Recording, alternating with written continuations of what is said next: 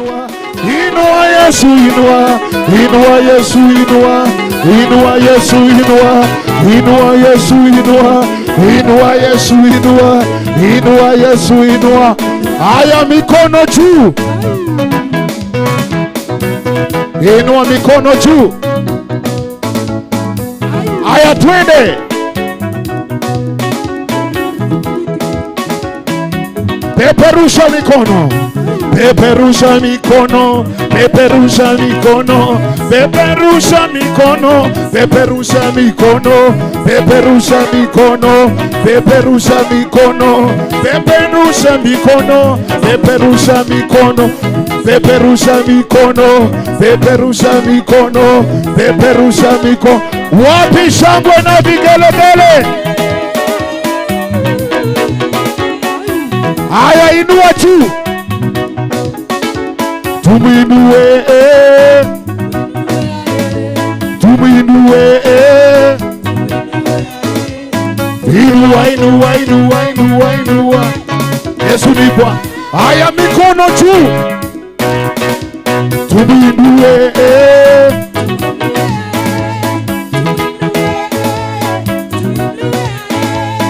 Inua, inua, inua, inua, inua. Tutaimba hosana. Tutaimba hosana. Tukizunguka zunguka kwenye kiti cha enzi. Tutaimba hosana. Tutaimba. Inua mikono yako, sema. Oh, tukizunguka zunguka. Oh, tutaimba, tutaimba hosana. Tutaimba. Tukizunguka, tukizunguka, zunguka kwenye kiti cha enzi. Oh, tutaimba. Katebose, tukizunguka.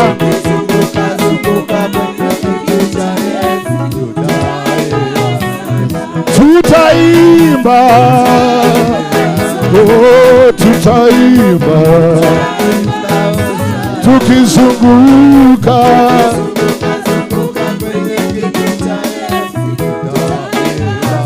Oh, tutaimba.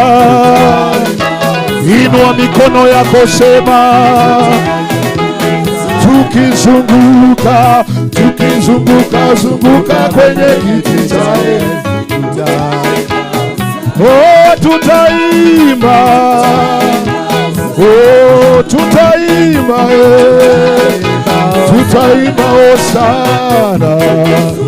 Oh, kwenye kiti cha enzi. Oh, tutaimba. Inua mikono yako, sema. Tutaimba hosana.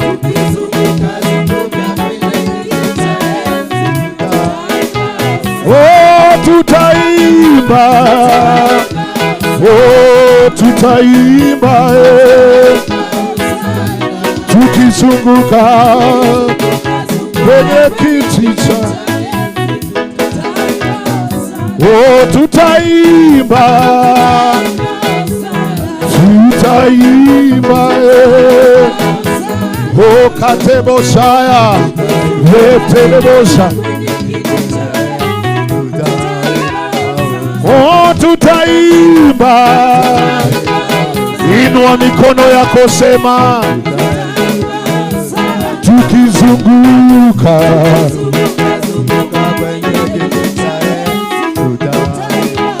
Oh, tutaimba. Sema kwa sauti yako. Hosana. Tukizunguka, tukizunguka, zunguka kwenye kiti cha enzi. Tutaimba. Oh, tutaimba.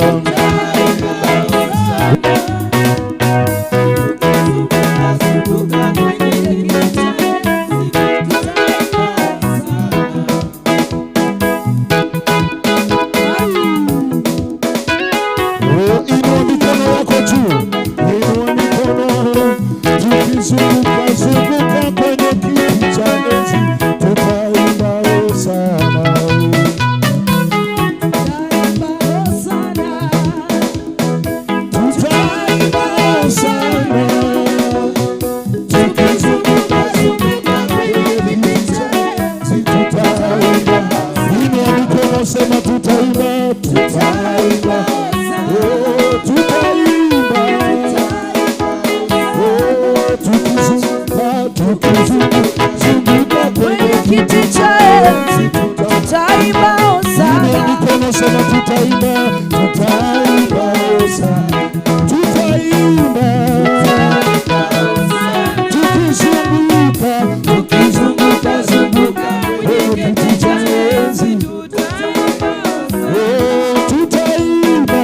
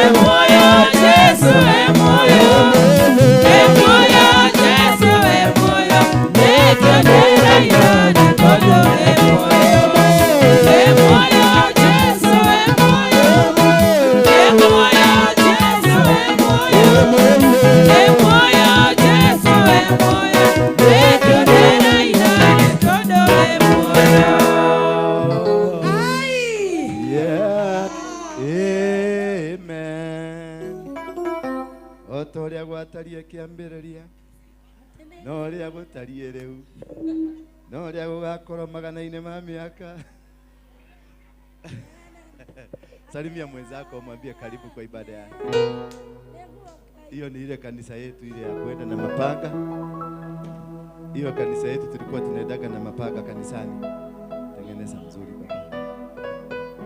Salimia watu wawili, wacha kuwa don't be mean. Kwako yani you are mean at home, you put that meanness here in church. Hapana. This is a church of God. Bwana Yesu asifiwe sana. This is a church of whom? And this is where love is experienced. We are here because of love of God. He loves you. He needs you. You see, there is a seat in front of you that is vacant, it was meant for you. Don't sit behind when you have a seat in front of you. There is no reserved seat here. There is no special man here, special woman here. We all belong to this church as children of God. And if there is a seat in front of you, and you are unable to occupy it, I'll just push you out. You go plan to come to church tomorrow. Hallelujah. Because I don't know why you want to sit behind when there's a front for you. You see, when you're lining the airport, you want to board. And then they say come in board, and then you move backward. It means you don't want to go. Sindio? So that is a spirit of derail that is in you.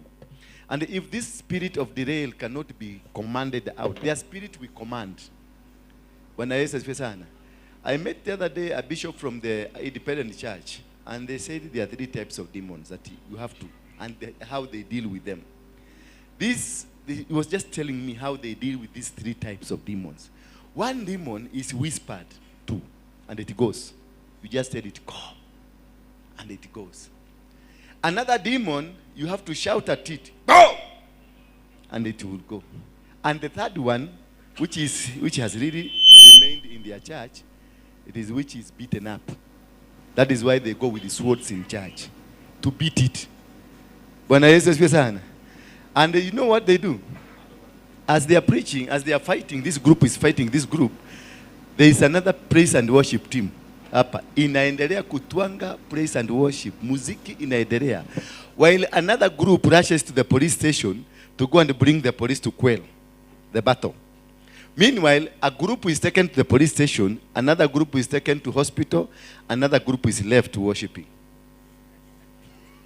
And Sunday they will come back, all of them.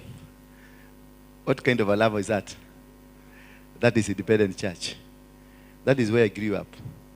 My mother was independent, my father was independent, because they were in the bush.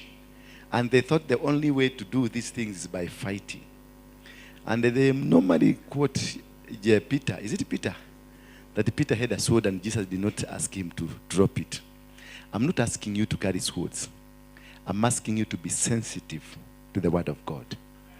The only thing can make you succeed and win, it is the word of God that is in you. Because Jesus was led into the wilderness by God himself. The Spirit of God led Jesus to the wilderness so that he may be tested. Bwana asifiwe sana. So sometimes we are facing challenges not because we are hated by God or the devil is involved. Perhaps the devil is not even near you. You are so strong, so holy, so clean that the devil has no room for you. Cannot even touch you. But every day, single morning to the evening, what you are calling, devil is a liar, devil is a liar, devil is a liar. Whatever you do, Shetani yashidwe. Wherever you are going, Shetani yashidwe. The devil has always tormented me. The devil has done this. The devil has done this. And if you went to the manifesto of God to see what kind of a person you are, you will be shocked. I was looking at Gideon, and I re-examined Gideon with my life and your life, and I saw sometimes we are in battles that we have induced ourselves to. Because Gideon was fighting a battle that he didn't understand. He gathered 32,000 men to go and fight the Midianites because they had been tormented. The Midianites had made them to live in caves. You plant, when you go to harvest, the Midianites, they come and take. You do every job, every single moment. The moment you finish, whatever you are finishing, somebody comes and takes it away. When you have that syndrome in you, that spirit of eating, of not eating your harvest, Don't go to the devil. Hallelujah. Don't go to the devil. Go to the side of God. Find your solution from the other side. If you find that you went, ulilima mashamba, ukalima mahindi, maharagwe na kila kitu, and then once everything was ready to be taken to the store, something just came and took away all your harvest. It is not, most likely, it is not the devil. It is the act that prompted God to act. Hallelujah. It is what you did has prompted God to come and act. In the book of Judges, chapter number 6, verse number 1, this is not my main verse, but I want just to bring you up to speed. In the book of Judges, chapter number 1, the Bible says, and the children of Israel did evil in sight of God. And then this prompted God to hand them over. God handed them over into the hands of the Midianites for 7 good years. Hello? Hello? Munasikianga Kisungu? Munasikia Kisugu? Are you English people? Are you English people? You are not English people. What language do you hear? Kiganda? Yeah? What is it? Swahili only. We mix. Hapana Kikuyu hapana. So unanirudisha wapi tena? I'm going international, you're taking me to Muranga. Kikuyu kuja kwa ofisi tuchape Kikuyu. And now the children of Israel, the book of Judges 6, the Bible says the Israelites did evil in the eyes of the Lord. And for 7 years, God himself, he gave them over to the hands of the Midianites. It is God. It is not the devil.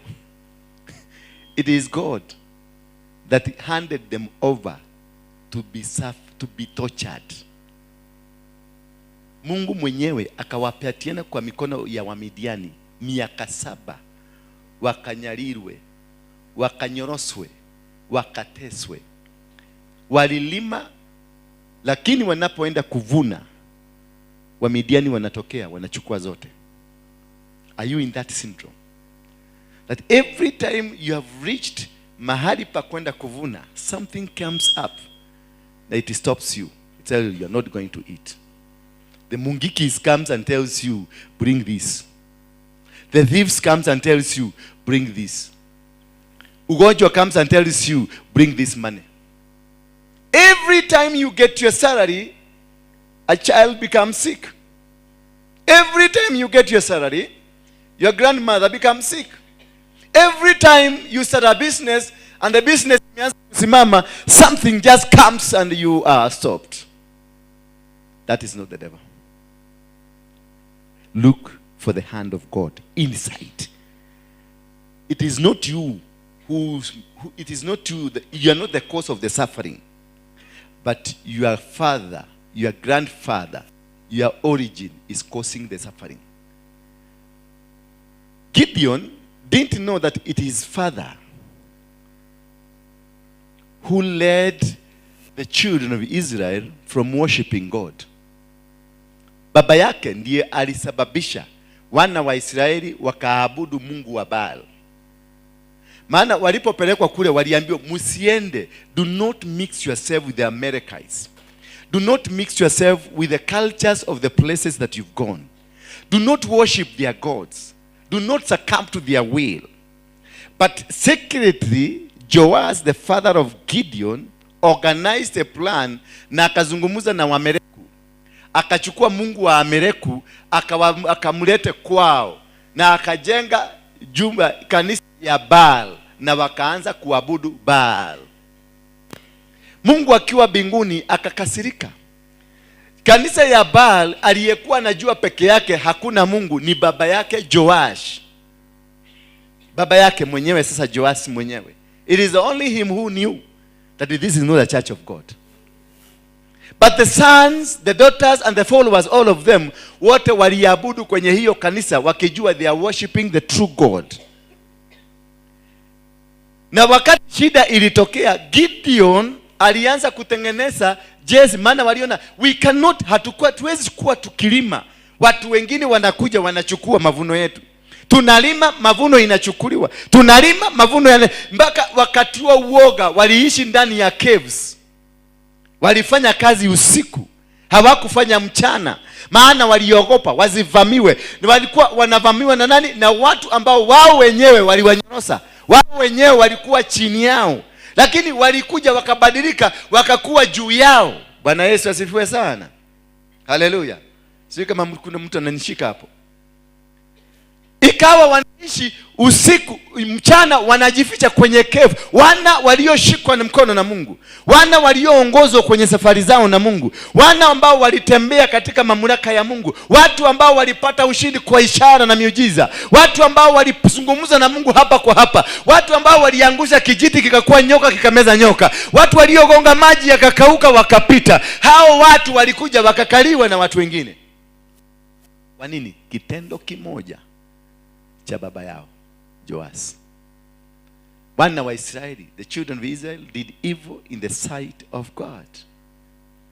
So God was so disappointed.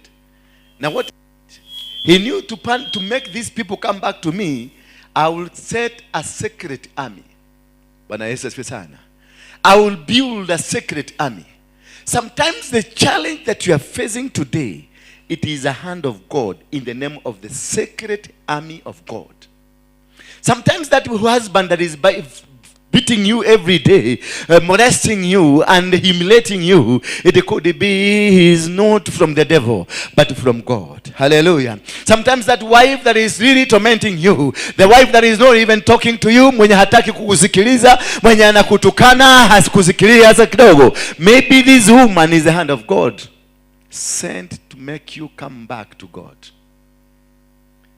Imagine you would be a big person, but always when you look at yourself at the mirror, unaona ni kamutu tu hakatoshi. Because most of you, I can see great people here. I can see powerful people here. People going far. People, business moguls. Powerful people in the society. Members of parliament. Presidents are here. Big and special people in the society. But when you look at yourself, when you look at it through the mirror, you see a hopeless, a useless woman, a hopeless man, a useless, that's a person that has no future, has no plan, that God has avoided. Praise be the name of God. But until you come to know what kind of a battle you are fighting, that is when you come to know what kind of a person you are. The day you know that it is not the enemies you are seeing, but you as the enemy of your own self, that is when you come to know what kind of a person you are. Because Gideon was preparing 32,000 people to go and fight the Midianites, but the problem was not the Midianite, it was who? His own father. And when he was planning everything wakiwa na baba yake. Who is the enemy? Who is the mastermind of the challenges they are facing? So they tried and they tried and they tried and they tried. He planned and he planned. His father in the house, alijua huyo mtoto haelewi what is happening, and the secret will be intact. So the father was always trying to make sure that the boy is silenced, so that he will never be able to understand what is the mystery of the problem they are facing. Our own parents could be the causes of our problems. Our own girlfriends and our own boyfriends could be the causes of our problem. Our own husbands and wives could be the cause of our problems. Our own partners in business could be the cause of the problem. You are struggling as a company, and literally, do you know, one of your directors is a witch.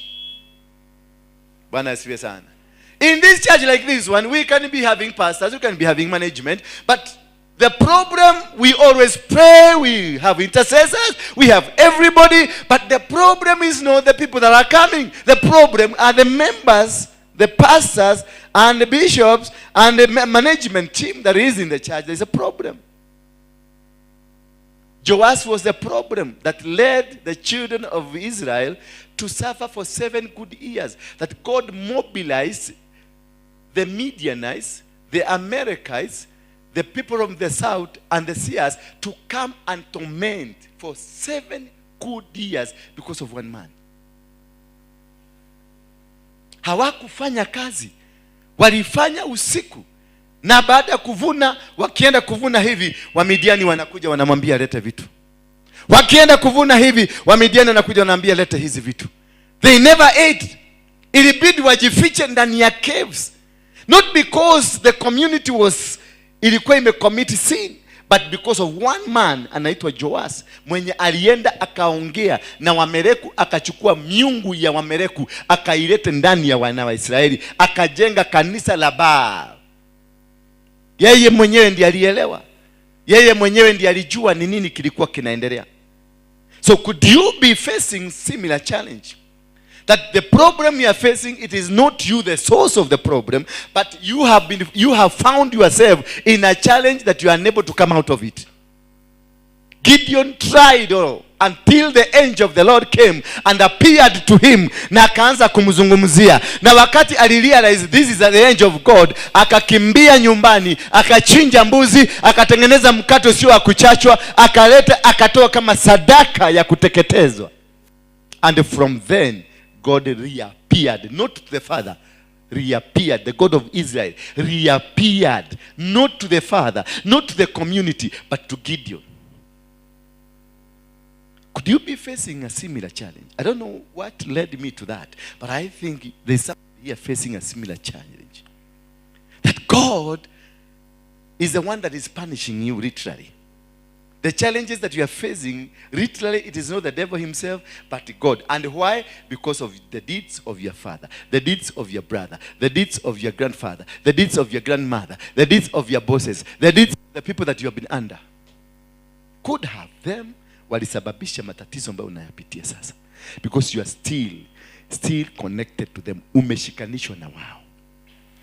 Yule pastor ambaye chini yake, ambaye alikufanyia ganga za uchawi ndani ya kanisa, could be the cause of the problem you are facing now. That man ulikuwa naye kama boyfriend yako, labda he is still controlling your life.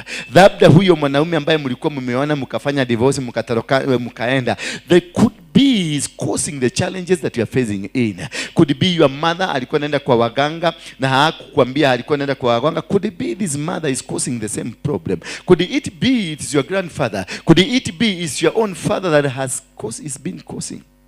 What is the challenge you are going through? Bwana asifiwe sana. Because these are the things that you need to understand. These are the things that you need to know. Ni sababu gani niko kwenye position ambayo niko nayo? Ni kwa sababu gani? Kwa sababu kuna mtu unaweza kushikana na wewe kwenye partner business, tushikane na huyu. And from that day amekuja, he is successful, alikuwa successful, amekuja na pesa zake, na mimi amenikuta na kampuni yangu, nimemweka amekuwa one of the directors, and from that day the company inaanza kuanguka. Why? Because there is a challenge that is following this man. Na ameileta kwenye kampani. Na the challenge imemwambia, you will never succeed. There is a boundary. There is a limitation. There is a common ground that you've been told. Hautatoka hapa, hutaenda hapa. There are people you must abandon. There are people you must put down. Had Gideon known that his own father is the challenge, is the problem, I wish I was Gideon. I could have detected na nijue ni baba yangu, ningemnyorosa kitambo sana. Because he knew the whole story. He knew why the people are suffering. But he kept quiet. He continued with his God. A God that was taking them nowhere. Until now God comes revealing himself through Gideon. Na alipo reveal through Gideon, akakuja baada ya Gideon kutoa sadaka ya kuteketezwa, kisha Gideoni Mungu akaanza kumzungumzia, akamwambia sasa hizi vita utavishinda kama wewe. Remember, this man had 32,000 men, alikuwa ametayarisha, but this God comes and tells him hizi vita utavishinda kama wewe as a man. Then he asked God, how now? Me, I am the least in my family, and in our clan we are the least. How now? What did God told him? You. That is what he told him. You, man of valor. You, man of what? You shall win this battle as a man, not as a community. Because God knew this is not a battle of the community. It's a battle of the spirit. And a battle of the spirit is won by a person in the spirit. Hallelujah. He called him man of valor. You look at your mirror and you see a stupid man. a hopeless person, a person who cannot succeed, but God knows you as a man of valor. In heaven, the title in heaven is not the title you are carrying here. The title in heaven is different. And the title you are carrying here is a title of failure. Title of person ambaye amekuwa intimidated, mtu ambaye hana nafasi, mtu ambaye hana mipango, mtu ambaye hana future. Lakini kule mbinguni unajulikana as a man of valor, mtu jaba, mpiganaji, mweza, man who can conquer, a man who can succeed, a man who God carries the mantle. You know, Gideon carried the mantle, but he never knew that I'm carrying the mantle. Somebody here is carrying the mantle, but you don't know the mantle you are carrying. You don't know that God is with you. You don't know that God has conquered your enemies. You don't know that only rising, kusimama tu kwako, all your enemies goes down. Hallelujah. You don't need a miracle or a rocket science to come and do this. You only need to stand, to position yourself. And once you position yourself, every other thing is naanguka peke yake. Because you are a man of valor, recognized in heaven as a warrior. Because God is a mighty warrior. Gideon was a warrior. He was born a warrior. He knew this is a problem. I have to do this, to deal with this one. Until when God and told Mungu alipokuja akamwambia, now this is a time. Sasa ni wakati wako wa kuinuka. Akamwambia mimi siwezi. Akamwambia siwezi kufaulu maana mimi ni mchanga na mimi ndio wa mwisho kwetu na pia kwenye kilani yetu sisi ndio wachanga sana, ndio wadogo sana. Naye Mungu akamwambia, wewe ni mtu ambaye ako na nguvu, wewe ni mtu ambaye ninampenda, wewe uko na ujasiri, wewe ndani yako nimekufanya kiongozi, wewe ndani yako you are mighty warrior. Inside you it's only that you don't know who is you inside. Until such a time you come to know who you are, that is when you'll be able to conquer all your fears. Some of you don't need prayers. I can look at you and I can see you don't need prayers. You don't need. You only need that small story of recognizing yourself. Because you are a mighty man. You are a winner. You are a conqueror. Only inside you, you have fear. But with the day you come and stand and say, fear come out of me. Fear I will not walk with you. Fear you not be my company. Fear you not be my businessman. You fear you not walk with me anytime. That is the time you are going to win the battle. You don't need to fear. Yes. I remember I was to have a friend of mine called Jenga Karume the late. He one day encouraged me, and there's a man who really I derived my courage from. He told me he has never seen somebody dying from morning to evening. Hallelujah. He has never seen somebody from morning I'm dying, small I'm dying, small I'm dying, small I'm dying. Nobody. You die 1 second, you're gone. He told me another thing. There is no black market death. Hallelujah. There is no black market death that you are going to, huyu alikufa huko Backstreet, ndiye alikufia hiyo kifo yake ni ya Backstreet. Kwa hivyo mtu wa Backstreet hata ziko kama wale wengine. Death is death.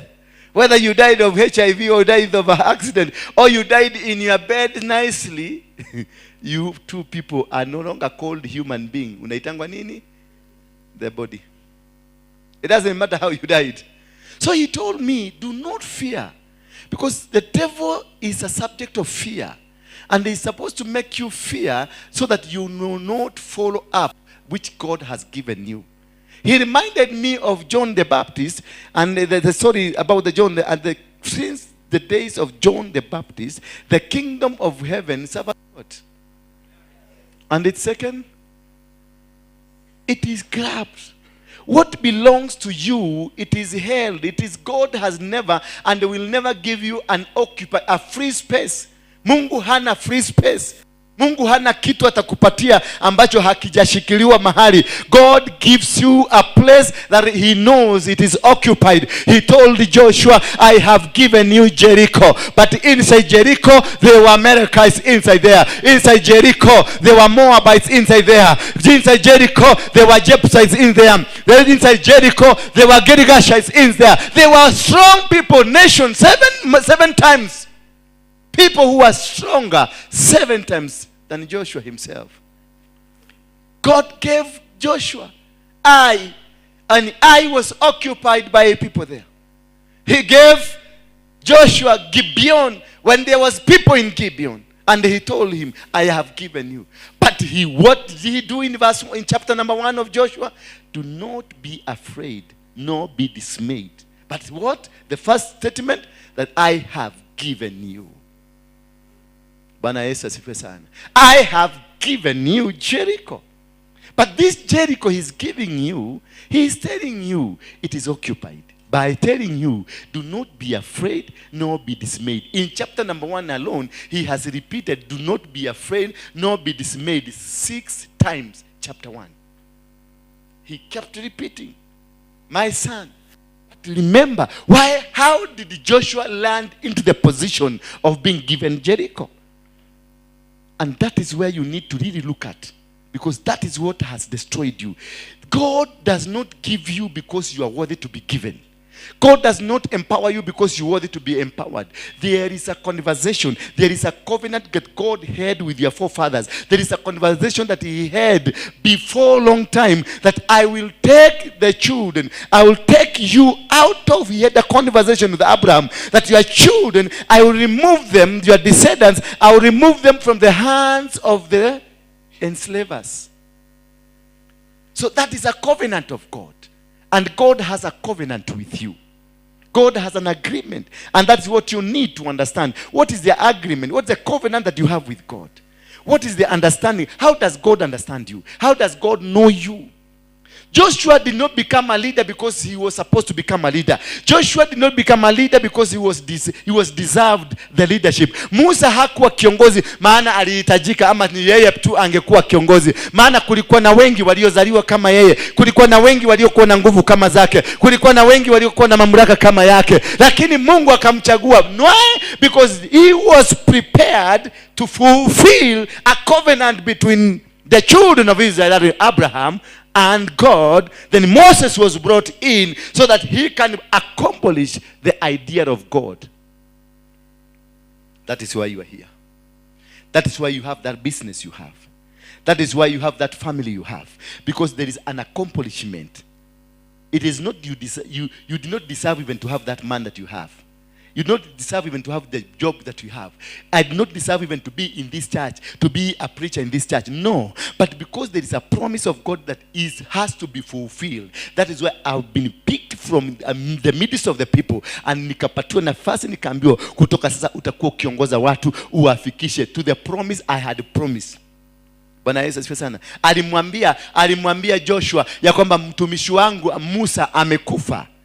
Na wewe ambaye ulikuwa mtumishi wake, kutosa inuka, anza safari, ukaweze kukamilisha agenda yangu ya kuweza kuwarudisha wana wa Israeli kule niliahidi mababa. So it was not about Joshua, it was about the promise of God. Joshua was but a vessel. It was not about Moses, but being to fulfill the desires of God. The promise he had with Abraham. Because God is a promise keeper. It doesn't matter atachukua muda mgani, ataenda siku ngapi. God is a promise keeper. So he made sure along the way amesababisha the promise ambaye alitoa. Ahadi ambaye alitoa kwa Abraham imetimika. Therefore don't worry what about is happening. Only what you need is to position yourself where God will come in to fulfill. Joshua had positioned himself. He lived and always lived in the 10th, awaiting for that gracious moment. He didn't know. He didn't know that he is the one who will accomplish the message, the mission. He thought Moses ndiye atakamilisha njia. Lakini God in his own plan, alikuwa na plan A na plan B. Alikuwa na number 1, number 2, kulingana na safari venye itaanza na venye itaenda. The first person to start the journey was Joseph, who led the children of Israel into the prophetic word from God. God alimwambia Abraham, kizazi chako kitaenda kwenye utumwa wa miaka 400. So Joseph, wakati ameuzwa na ndugu zake, they have pushed him towards the promise, the prophetic word of God. Could you be facing or be in a situation because there is a prophetic word that was prophesied to you, either demonically or from God? Could you be crying now because of the challenge? Mambo ambayo yalitendeka kitambo by your own parents, by the society you are in, by the land that you are occupying, by the city you are in. Because like this one, maybe ilikatazo guka yako, guka wa guka alikuja akatesekea Nairobi. Alipoteseka Nairobi akateseka, akasema nidigekeda, sitawahi taka mtoto wangu akuje Nairobi ateseke. That's enough to stop you from achieving anything.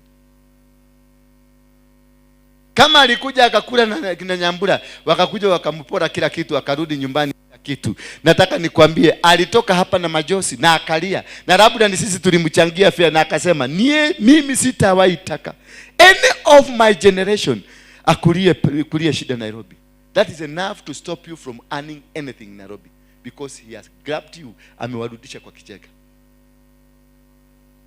Ama mlifika nafikiria utakuja Nairobi na ungangane na uingie. God was fulfilling a promise he had with Abraham when Abraham didn't have a kid. Alimwambia kizazi chako kitaingia kwenye utumwa. By then Abraham did not even have prospects of having a kid. That is why Abraham was not even bothered to cancel those words, because if he had children he could have cancelled the words and told God, no, kizazi changu hakitaenda kwenye utumwa. Alinyamazia tu because hata hakuwa na idea watoto wanazaagwa namna gani. Bwana Yesu asifiwe sana. But because the promise hiyo alikubali, maneno yakatimika, yakaingia. Na ukisipo cancel any word spoken against, nikikuita mjinga huyu, usipo cancel utakuwa mjinga. Everything spoken against you, you say, I cancel in the mighty name of Jesus. Immediately. Nikinena neno ambao unaona linakukas, you cancel it immediately. Once you cancel it immediately, itatimika. Lakini ukiiwacha bila kuizungumza kinyume, itatimika. Abraham hakuwa na shughuli. Then 400 years Abraham, watoto wake walikaa kwenye mateso, na walipelekwa na nani? Na mtoto wake Abraham. Joseph ni mtoto wa nani? Asomi. Joseph ni mtoto wa nani? It's one of the sons of Jacob. Jacob is son of who? Isaac is son of who? Abraham. So it was filled by one of the great grandchild of a word that was spoken by God, but there was no sign of a child. So maybe you are facing a challenge that was announced before you were even born. That is where you're suffering.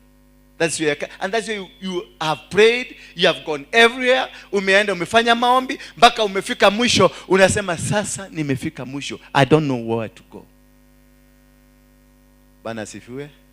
Hallelujah. Could you be facing a challenge that umekushinda, imefika mwisho, imekushinda kabisa? Not because you deserve to be suffering. Not because you deserve to be suffering. You are facing a challenge that was not cancelled by somebody who did it. Maybe you kuja hapa Nairobi, your great grandfather alikuja akafanyishwa kazi hapa kwa reli na Wahindi, kazi gumu, akachapwa, akitoka hapa akarudi nyumbani akasema, mimi unadonera Nairobi, ivenye nimeonea Nairobi, siwezi taka mtoto wangu aende akasafe huko. Hiyo ni enough kuwafuga kabisa. Kama kuna mzee baba yako aliwahi kufanya kazi Nairobi, wakati huo akatesekea Nairobi, that is why hata sasa unatesekea Nairobi. Because kuna maneno alisema, na hiyo maneno ilikosa mtu wa kucancel. Hallelujah. Turn with me in the book of Matthew 1, verse number 18.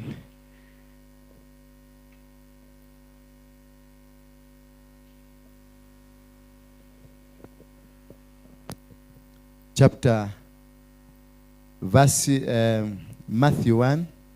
I don't know how that one came. That was not my main topic. My main topic is God will own you. God will own you. Sharp kidogo. And we are going to read this. Yes.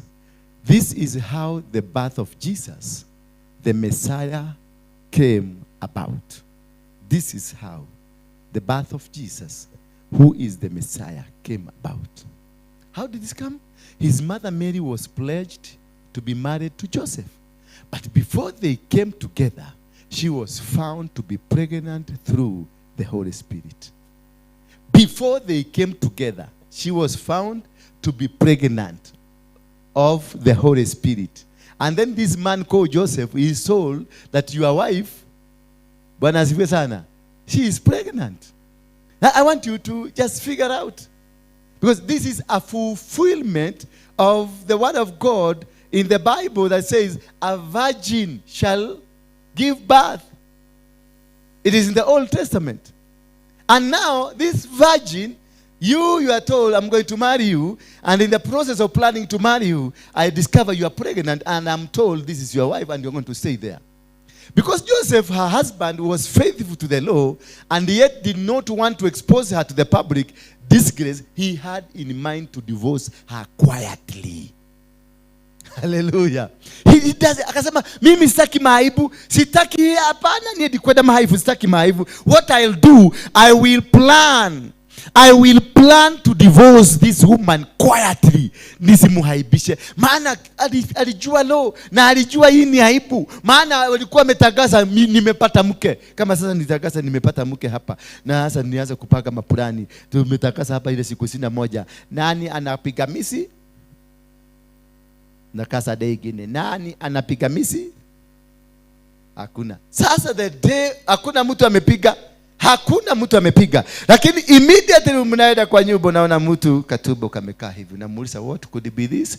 Anakuambia I am pregnant. Of what? Of who? And you are virgin. Just imagine. Uambiwe. How? You're a man now. Yes, you know God, you love God, you're a pastor. Unahubiriki, unainuaka, unafanyaga hivi, unaona watu wameanguka wamepona, unaambia viwete zitembee, unaona wamemea mguu, kila kitu. Alafu kuja uambiwe mke wako is pregnant. Of what? Holy Spirit. Itaingia. As a man itaingia. It can't. It is beyond. It is beyond. Joseph but after he had considered this, an angel of the Lord appeared to him in a dream and said, Joseph, son of David, do not be afraid to take Mary home as your wife, because what is conceived in her is from the Holy Spirit. Wow. What is in this woman, it is not of human, but of the Spirit of God. It is not an ordinary thing. It is not something that you just wish it. It is something that is inside, brought by God because of a purpose. She will give birth to a son, and you are to give him the name Jesus, because he will save his people from their sins. So an assurance came. It was told, yes, true, this is not you. But what is being carried, it will bring you honor. Hallelujah. So God had to come in very fast and make sure he covers everything. Now, what do you learn from this? Because this is a little bit dangerous. This is something, to me, it is not comprehensive. You understand this. Despite Mary's fears, she trusted God's word. So when God decides to own you, he carries everything that is in you. He makes you to succeed. He makes you to go all along. All these took place to fulfill what the Lord had said through the prophet. So the word of God that he had said will cause anything to happen anywhere, so long as it is for the will of God. Bwana Yesu asifiwe sana. Utatoka hapa uende Bakaidi na uolewe na Muhindi kwa sababu Mungu alikwambia utatajirika. Hallelujah. A prophetic word ilisema namna gani? You will become rich. So utatoka hapa ukiwa na kidney problem, uende Bakaidi ukiwa India upendwe na Muhindi. Na Muhindi akuuliza, can we bring a factory kwa Kenya tutengeneze mashini za kutengeneza kidney? Unamwambia ndio. Anakuambia kwenda tafuta shamba. Kumbe the problem ambayo ilikujia haka ka problem, hakakuwa kakuue, kalikuwa kakufulfill the word of God. Kwa sababu Mungu alikuwa amesema utatajirika. Hallelujah. Mungu alisema utaenda Ulaya. My mother anatuambiaga aliambiwa 1963 ataenda Ulaya siku moja. It took us now, sisi watoto wake ndio tulienda Ulaya kwanza. Tulipofika huko tukamuita akakuja. Bwana Yesu asifiwe sana. Sasa akiwa kwa airport alikuwa analilia kwa airport kwa sababu akienda Ulaya alikuwa na miaka 80. Sasa alikuwa ananiuliza, Mungu aliwacha miaka hiyo kutoka 1963 mpaka sasa ndio niende Ulaya. Sasa ninaenda kufanya nini? Kamwambia fulfill the word of God. Alisema na atatimiza. Kama Mungu alikuahidi na akasema itatimika, it will come to pass. You only need to position yourself. You only need kukaa kwenye malango ya Mungu ndio the promise ikuje. Moses, ukiangalia lineage ya wana wa Israeli wenye wakuja mpaka wakatolewa kwenye utumwa, watu wote waliohusika kutoa wana wa Israeli kwenye utumwa waliwekwa kwenye process, waliwekwa kwenye malango, waliwekwa kwenye mambo ambayo yalisababisha one point to trigger the other one, one move to trigger the other one. Moses alipokufa, kumbe Joshua aliishi kwenye tent akiomba na akijishikanisha na Mungu. Wakati Musa alikufa, God did not go looking for somebody else. Aliingia for the same tent and picked Joshua na akamwambia Joshua, from now you are the one to read this mantle. You are the one to carry on the mantle. Ufikisha wana wa Israeli kule niliwaahidi. It is not wewe. Bwana anasema I want to take them. Joshua is excluded in the message of going to Canaan. Joshua was not mentioned as him going to Canaan, but God told Joshua, take my children to the land I promised their father. Take, not you. In fact, he was not counted, but he was a vessel to be used to conquer and take them. But alipopigana hizo vita zote, alipopigana vita zote za kushinda all the territories, this man died a miserable death. Alizikwa na watu 11. Despite doing all whatever he did, na alizikwa kwenye milima, na huko kwenye milima. Bwana Yesu asifiwe sana. Hallelujah. So the most important thing is understanding the concept of God. Understanding the plan of God. If you fall, uanguke kwenye mpango wa Mungu, everything else itaingilia kwenye mipango yote ya Mungu venye anavyotaka. Itaingia kwenye kila kitu, in the positions za Mungu. Mary akaambiwa uko na mimba, na mimba hiyo ni ya mtoto, na huyo mtoto ndiye atakaye kuwa kiongozi, the one ambaye atakuja kuokoa the people from the sin. But here there are 4 lessons ningetaka to understand. What are these 4 lessons that you need to understand as a human being, as a fellow, as a worshipper? What are these 4 lessons ambazo unahitaji kuelewa from this lesson ya kupatua mwanamke alafu unaambiwa mwanamke yako na mimba? Moses alikuwa ameambiwa na Mungu ya kwamba wewe ongoza wana wa Israeli uwatoe kwenye utumwa uwafikishe Kanaani. Lakini along the way God knew huyu mjamaa hataenda kwa sababu kuna kitu kimemkamata na nobody was there to cancel it. Moses sio ati alikuwa mtu ambaye hakukuwa mzuri, but Moses alikuwa victim of a curse of his own generation. Wakati Jacobo aliita wanawake watoto wake wote akawaambia, kujeni niwaambie how your future will be. Siku zenu za huko nyuma zitakuwa namna gani? Akamuita Ephraim, akamuita nani? Reuben. Akamwambia Reuben, wewe ni mzuri, uzao wangu, nguvu yangu. Lakini makosa uliyofanya nini? Ulienda kwa kitanda changu. Na akamlaani. Akamuita hawa wengine, akamuita Juda. Juda akamwambia, wewe Juda, ufalme utakuwa ndani yako, utazaa watoto, yani your generation will be producing kings. Akamuita Simon na Levi, akawaambia kwa sababu ya hasira mlikatakata ng'ombe. Bwana Yesu asifiwe sana. Hasira, hivyo ndivyo mtaishi kwa upanga. If you trace back, you find Moses anatoka kwenye klani ya nani? Ya Levi na Simon. And what stopped Moses from going to Canaan? Ni hasira. Alipokuja akakuta kina Dathan ni nani? Ni Dathan na Kora. Ni akina Dathan na hao wengine wametengeneza vitu zao, wametengeneza miungu, wameachana na Mungu, na ametoka kwa Mungu, amekuja na tablet ambayo ina maagano ya Mungu. Alipoona what has just happened, alidrop because of hasira. And that is the curse of Jacob has cost him. Moses was not a bad person, he was just a stammerer. He was not a bad person. Hakuwa mtu mbaya. Alikuwa tu mtu hakuwa. He didn't have the history hiyo, hakuibeba, lakini imekuja kumcost many generation down the line. So what do we learn from this? What do we learn? That this man has done a lot of work, but he has failed to get into the promised land because of a failure to identify a word that was spoken day before by this man called Jacob. And he lost it. And he didn't go. Hakufika kule alihitajika kwenda. Bwana Yesu asifiwe sana. So to me, I can see when I say God will own you, you need to surrender to God for God to control your life. Because whatever that you are living in is a life controlled by God. Because you are here not because somebody paid a ticket for you to come here. You are here because God had controlled you. Na amekuconnect na hapa. Na amekwambia, if you go to my place there, you find a solution. Remember, mark you, from where you've come to this place, there were so many places that you could have gone. But God alikuwa na purpose yako. Utakapofika hapa, kuna kitu kitatendeka. Kuingia pale ulipoingia kwa mlango, something just happened. You don't need a hand to be laid upon you. Just wakati, because you fulfilled the desires of God. You fulfilled the plans of God. You fulfilled the worthiness of God. That is why he wanted to test you.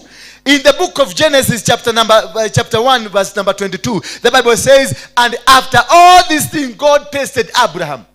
So in whatever you do, for you to be in this church today, it is a test from God. He wanted to see whether kichwa yako bado ni ngumu. Sababu nyinyi hapa naona leo ni watu nimeletea watu vichwa gumu. And God will test you. He tested Abraham. Imagine umetafuta mtoto for many years, 8 years. Alafu anakuambia nipatie mtoto. Hiyo. It's painful. Can you imagine? Huyo mtoto alirudi kuchukulia baba yake aje. Yes, Mungu aliintervene akalete busi. Na akakuja hapo. But tell me, huyo mtoto wako, huyo mtoto amezaa, ameona ulikuwa umeinua kisu umuue. Hata kama busi imekuja, huyo mtoto, will that boy trust you anymore?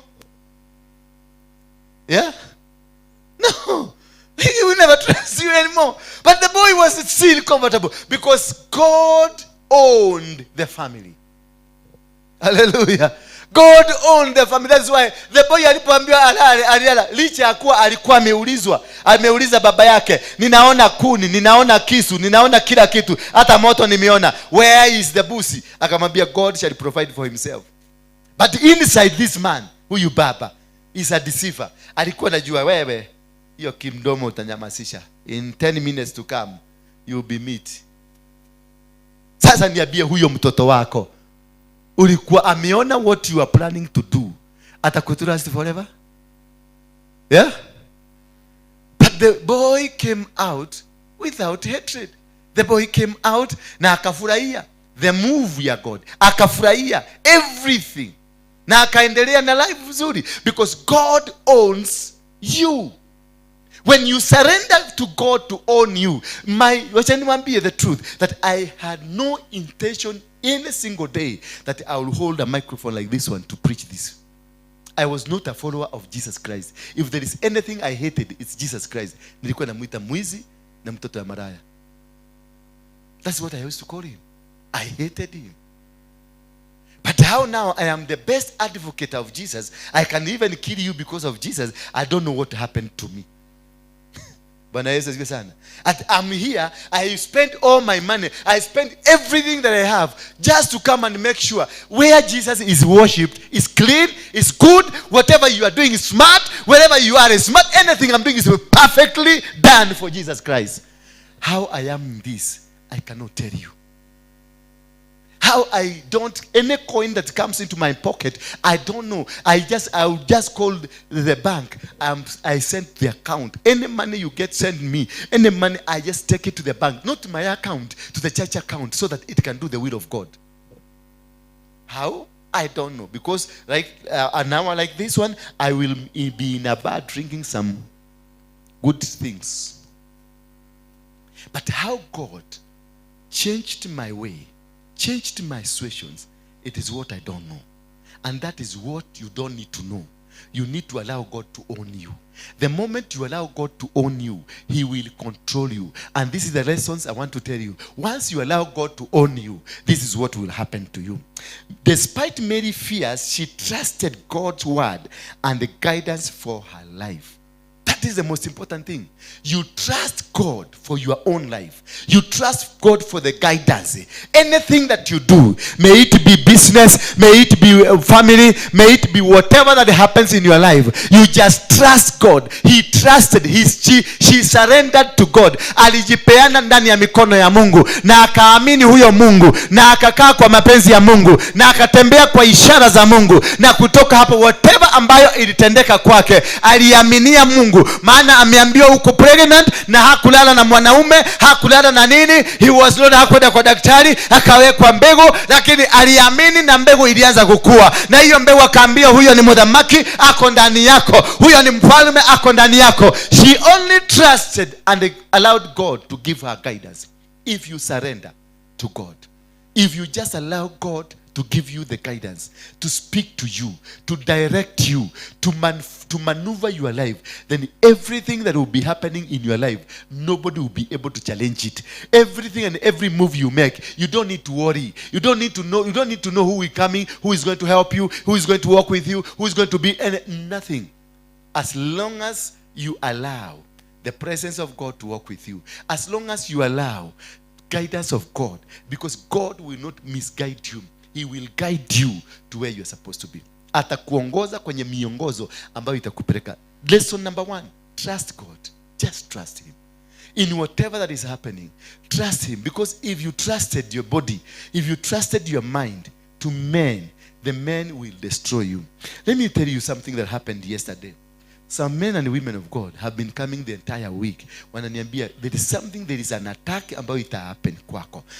Some came and told me it happened kwenye pulpit. Wengine akanikuja kaniambia, I saw an attack in your house. Wengine I saw an attack somewhere. Wengine akaniambia, I saw an attack. Me, I was worried the entire week. I was full of worry. I could not complain because huyu ameniambia ni train. Kuna mmoja alimpigia kutoka Germany akaniambia train imekuja imenigonga. Mwingine akasema hapa kwenye madhabahu nimegongwa mpaka nimejishika kichwa. Mwingine akaniambia sijui ni kwa nyumba kuna kitu imetokea. So I was like confused. I stopped even praying because I didn't know what to pray for. I didn't know whether I'm supposed to stop an accident, whether I'm supposed to stop something here, whether I'm supposed to what, whether I'm supposed to do this. I stopped. Nikamwambia Mungu, now I surrender to you. I trust you. You know me. You trust, you know me. I am clean. Yes, see, I'm not 100% clean, but I am your servant. That's what I want. I didn't pray. I stopped completely because I was totally confused of what will happen to me. I was even looking at people nakaa hapo kikuja kwa ofisi na kuangalia tu hivi because I could even see imagination. Hai, ni kama sasa nitakuacha huyu sasa. Nakuja naangalia hapa nasema naona kazi ambayo nimefanya hapa. Nakuja naangalia pale naangalia naona kazi nimefanya. Kaenda kwangu na kaangalia. Sasa what is this that is happening? What could it be? But God had. So when I saw there is nothing I can do, it is just I stopped praying. Nikaenda nikamwambia God, I trust you. My confidence is in you. Just hold my hand, walk with me. And that has happened. Yesterday I woke up at 3 with my son. Amazingly, my son akaniambia, today I want to go with you wherever you'll be going. Wow. Point number 2. In the midst of Mary's trials, she continued to praise God. Despite all manner of things that happen in your life, continue praising this God. Continue worshiping. It doesn't matter how down you are. It doesn't matter what kind of reports that are around you. It doesn't matter what kind of situation you are in. It doesn't matter how rejected you are. It doesn't matter how unforgiving they are to you. What matters to you is very important, that continue praising God. Jehoshaphat, when they were told, but there are three mighty nations, they are Moabite, the Amalekites, and the Jebusites, they are coming to destroy you. Yeah, Jehoshaphat took the children of Israel not to go to fight, but he commanded a fast. He told these men and women, now we must go and fast, because the kind of people that are coming to fight us, we cannot be able to fight them. They are stronger than us, and we have not even settled here. These people are mighty, these people are strong, these people are special, they have a special army. So what happened is that when they were told of the impending attack, yeye mwenyewe aliambia wana wa Israeli, jipangeni tuingie kwenye maombi, jipangeni tuingie kwenye session ya maombi. Kisha akaambia wote wafunge kwa siku 3.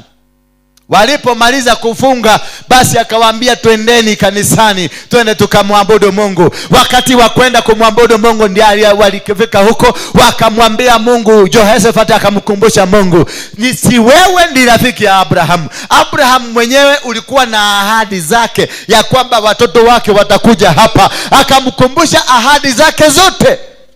Kumbe, when you remind God of the promises, he hears them, because God is a promise keeper.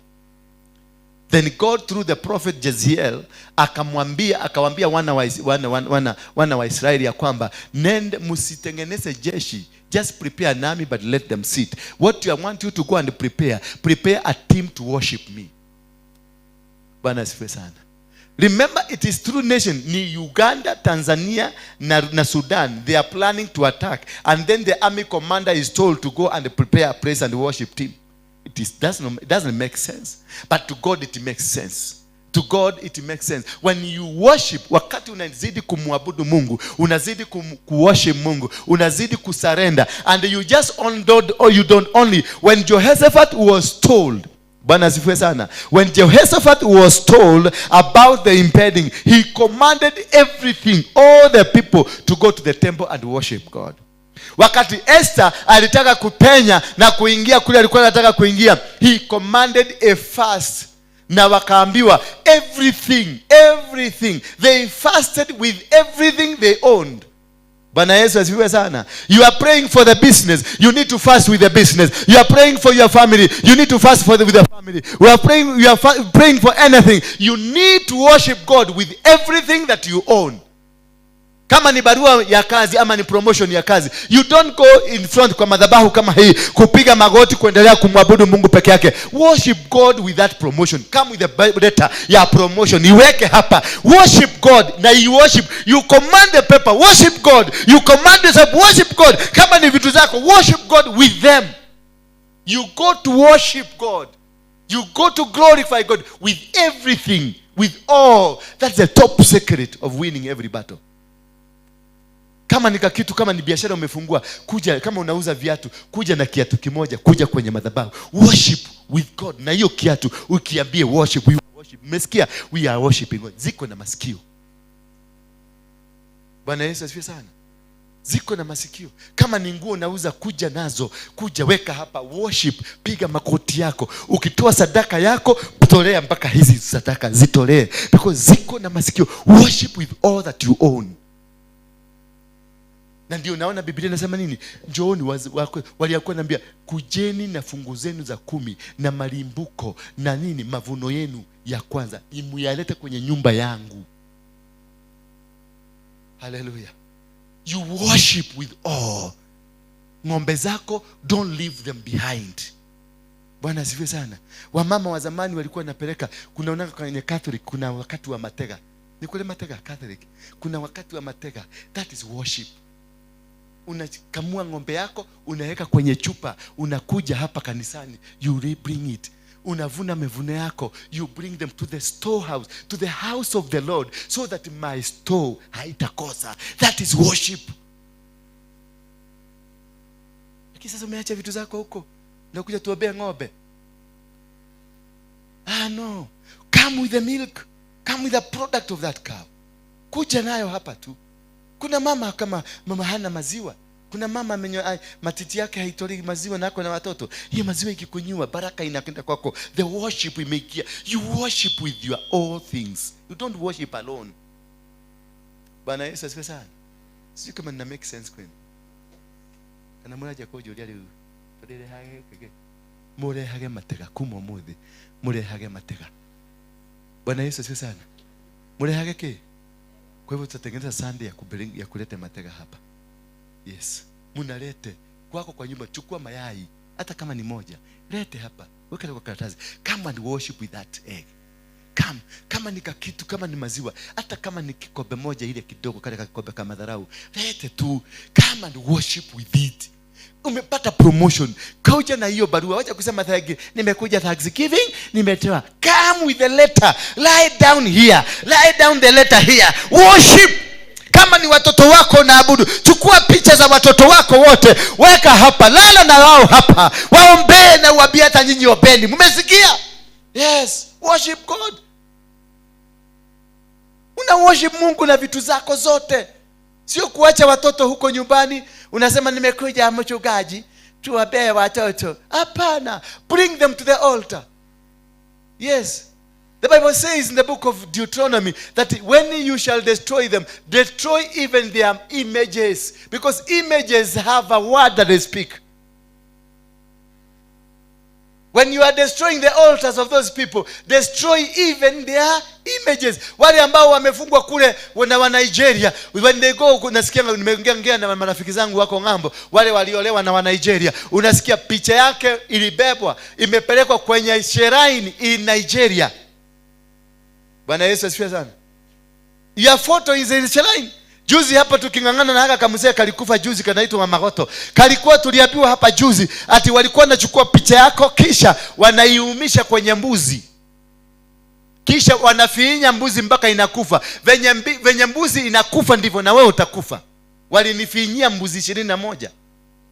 Wakati tulikuwa huko Murang'a. Tulikuta wamepiga Murang'a yote stadium mafi ya mbuzi tadha, wamepiga kiwanja mzima ati nisiende kuhubiri huko. Nilipokanyaga huko, kitu ya kwanza ilitupatia shock. Stima zilikuwa, generator ilikuwa, lakini ilipiga moto ikazima. Haleluya. Lakini nikaambia wale tulikuwa na wao hapa, msistuke. Huyu Mungu wetu ni mkubwa.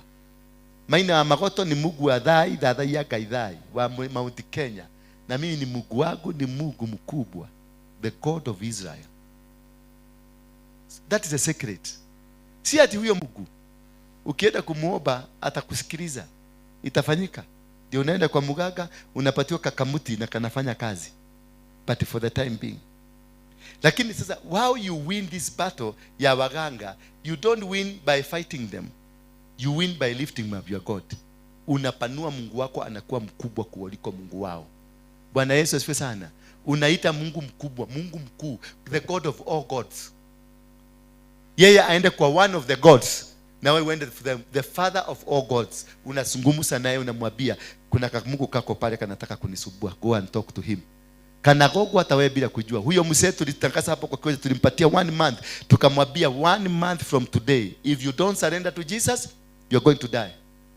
Waliposikia hivyo walikimbia, kwa sababu wanaelewa what I said. Wakakimbia wakachukua mbuzi 7, wakaweka picha zangu kwa mdomo ya mbuzi, kisha wakafinya mbuzi mpaka inakufa, mpaka inaachilia mafi na huko nyuma na makojo.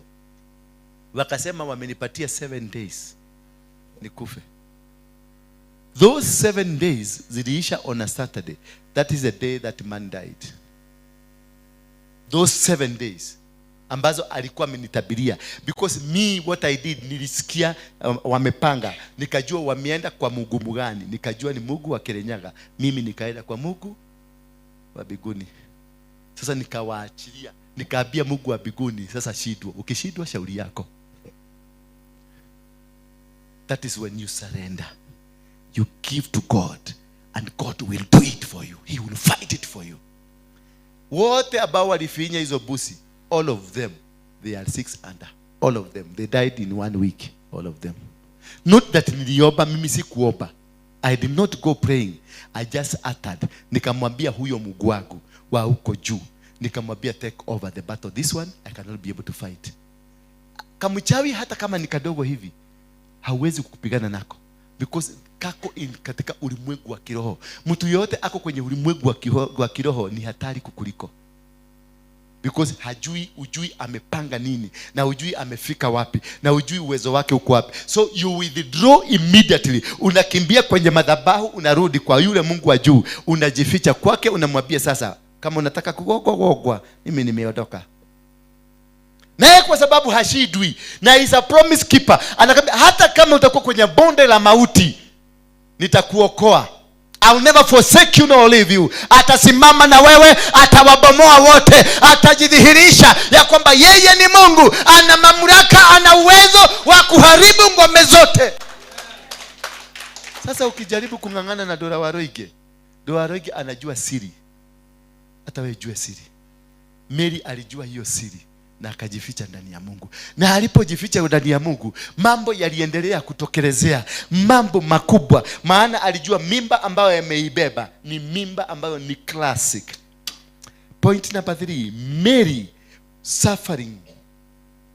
Mateso ya Mary drew her closer to God. The suffering that you are going through draws you closer to God. When you have many enemies, better for you. When you have many challenges, better for you. When people are rising against you, better for you. Unaposikia watu wote wamenyamaza, wameanza kukusifu, nenda uwachokose, upatafute maadui hata kama 10. If nobody is attacking you, if nobody is fighting you, you don't go closer to God. Because you are comfortable. You are in your comfort zone. Abraham was in his comfort zone. God had to command Abraham atoke kwa baba yake, because God wanted to make this man a man. Akamwambia panga safari utoke. Akamuuliza naenda wapi? Akamwambia mpaka ile nchi nitakwambia. Acha upusi.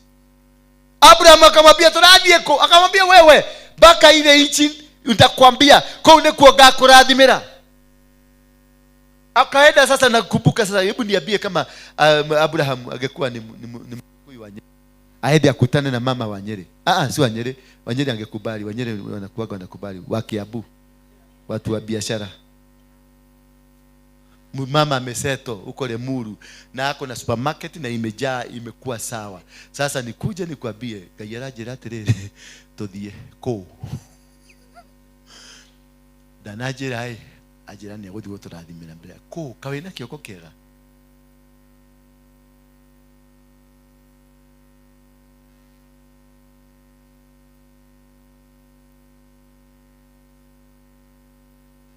Atirere tokai daigwa kenothia maundu araje tokai maundu marario ne kenothia ha ndamuthikiriria ndona kamuthuri yakwe kuguruka muthuri anakwambia tunaenda wapi sijui. Basi nani amekwambia? Mungu. Siwacha hata mimi aniambie. Yes, lakini nani ajire niko turathi. Sasa imagine huyo mama ako na biashara, amefuga ng'ombe. Unajua huko Kiambu tumshamba tumekuwa tudogo sana. Sasa huko juu amejagea kuku, chini amejagea kondoo, busi, hapa chini amejagea ng'ombe, na zinatoa zote zinatoa maziwa. Ni kuku tu itoage maziwa, inatoa kama yai. Bwana sana. Na ako na duka pale nje, na ako na madukidini, ako na kila kitu fully settled. Na ni karoni ka Equity. Alafu unaambia tutoke tudie. Wewe na udie. Turadie ko wapi sijui. Alafu kutana na bibi ya hapa Kiambu ya Murang'a taenda. Wa Murang'a ni wazuri. Bibi ya Kiambu na ya Kirinyaga, utajibu maswali. They are very entrepreneur. Ni watu very wanapenda sana kufanya kazi. Utajibu, atakwambia wewe diagai nituguka nitugukora dio harage dio thonde kagenda ku nitugukora.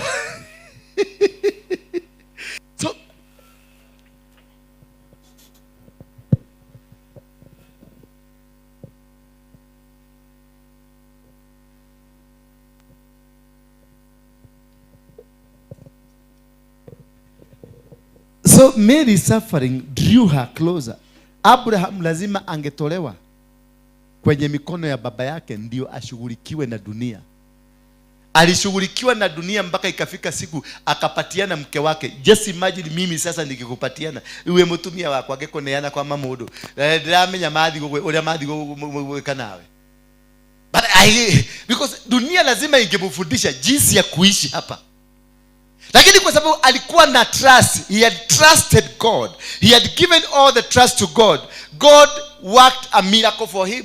And instead of these men attacking this woman, Mungu alifanya nini? Alizima tu mashini tu huyo mzee completely. Why? Because of a promise he had with his own servant. So when you are walking with God, when you are moving in a direction of God's will, then God will fight for you, will defend you. So this Abraham had reached to the end. Wale wanakuja kuniambia mimi naona nimefika mwisho, I grab nipigaga makofi. Najua sasa God is about to take you over. Lakini ukikuja na kiburi yako na mambo yako na nini mingi na kuangalia tu hivi, najua bado the journey is not yet. You bado hujafika, bado hujakanya. Mpaka pale utakuja uniambie I have only 50 bob. Mimi hivi unaniona. Nakwambia hiyo 50 bob uende wekelea kwa madhabahu. Bwana Yesu asifiwe. Alafu nakuangalia nikiwa kwa bali, maana nakuangalia umekaa pale, ulikuwa unatarajia nitarudi hapa nichukue sadaka nikupatie nani? Tumia akili uende.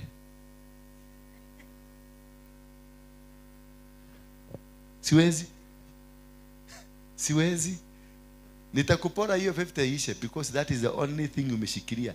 Ndio uachilie hiyo kamba umeshikilia. Uanze kamba ya Mungu. Uambie sasa Mungu, nimeenda mguu sasa, unataona nilitoka kwa nyumba yako na nimeenda mguu. Baba wewe uniongee. Alafu umekoja hapa mpaka umekuwa saa 2 usiku. Sasa namwambia hapa, alafu namwambia kazi, namwambia hapa watu wananyang'anya kwa simu na wananyang'anya kwa pesa. Oh Baba, I'm here. Here I am. Use me, Lord. Sasa kutoka hapo, God will start working with you, because ujinga na upuzi na ujuaji yote imewekwa chini. Until you reach that level, you are not yet there. Hallelujah. So nikiona mtu unakuja, unaangalia tu macho yako venye na behave. Unaona macho ilikuwa imekuja ikiwa dry, unaona imewekwa kwa glass kingine kama chosi, unajua basi this man ameshikwa vizuri. Sasa nitakuuliza maswali mzuri kadhaa nisikie umefikishwa level gani. Naona umefikishwa nusu, bado kuna nusu. Nitakuachilia tu uende. Because hata nikikuombea na bado kiburi uko nayo, hakuna kitu itafanyika. Hallelujah. So Mary's suffering drew her closer to God. She witnessed. She was ridiculed. She faced opposition. She faced crucifixion. Just imagine mtoto wako akitangaswa dunia mzima ati amewekwa kwa msalaba. How do you feel as a mother? She faced it all. The challenge was so strong for her. Akatukanwa, akaambiwa mtoto yako ndio kiongozi wa kundi haramu. Si Yesu alikuwa kiongozi wa kundi haramu? Yes. Mugiki haikuanza jana. Mugiki ilianza na Yesu. Alikuwa kiongozi wa kundi haramu. A leader of a proscribed sect. Sindivyo walimuita? Na Mugiki ni proscribed sect. Ama namna gani? Nimeweka yangu. Is it not in the Bible? Yes, it is in your Bible. Go read. Yes. Mama yako ameambiwa kama mama yangu venye alikuwa anaambiwa. Kavogea shaleta kiodo. Kaoshe ni yako gia hai.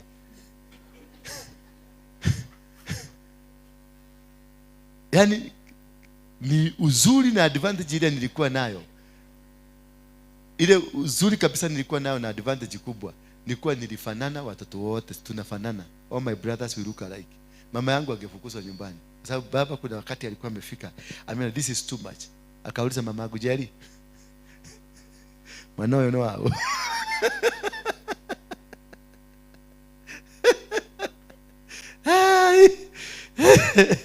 Because I was really, really bad.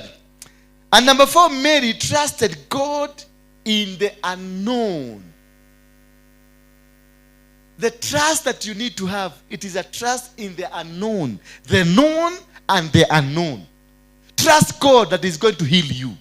You don't know how to be healed, but trust God. I have cancer, but I'm going to be healed. Trust God, I'm going to America, but I don't know where I'm going. I know where nikifika to America, nitapata watu wataniconnect.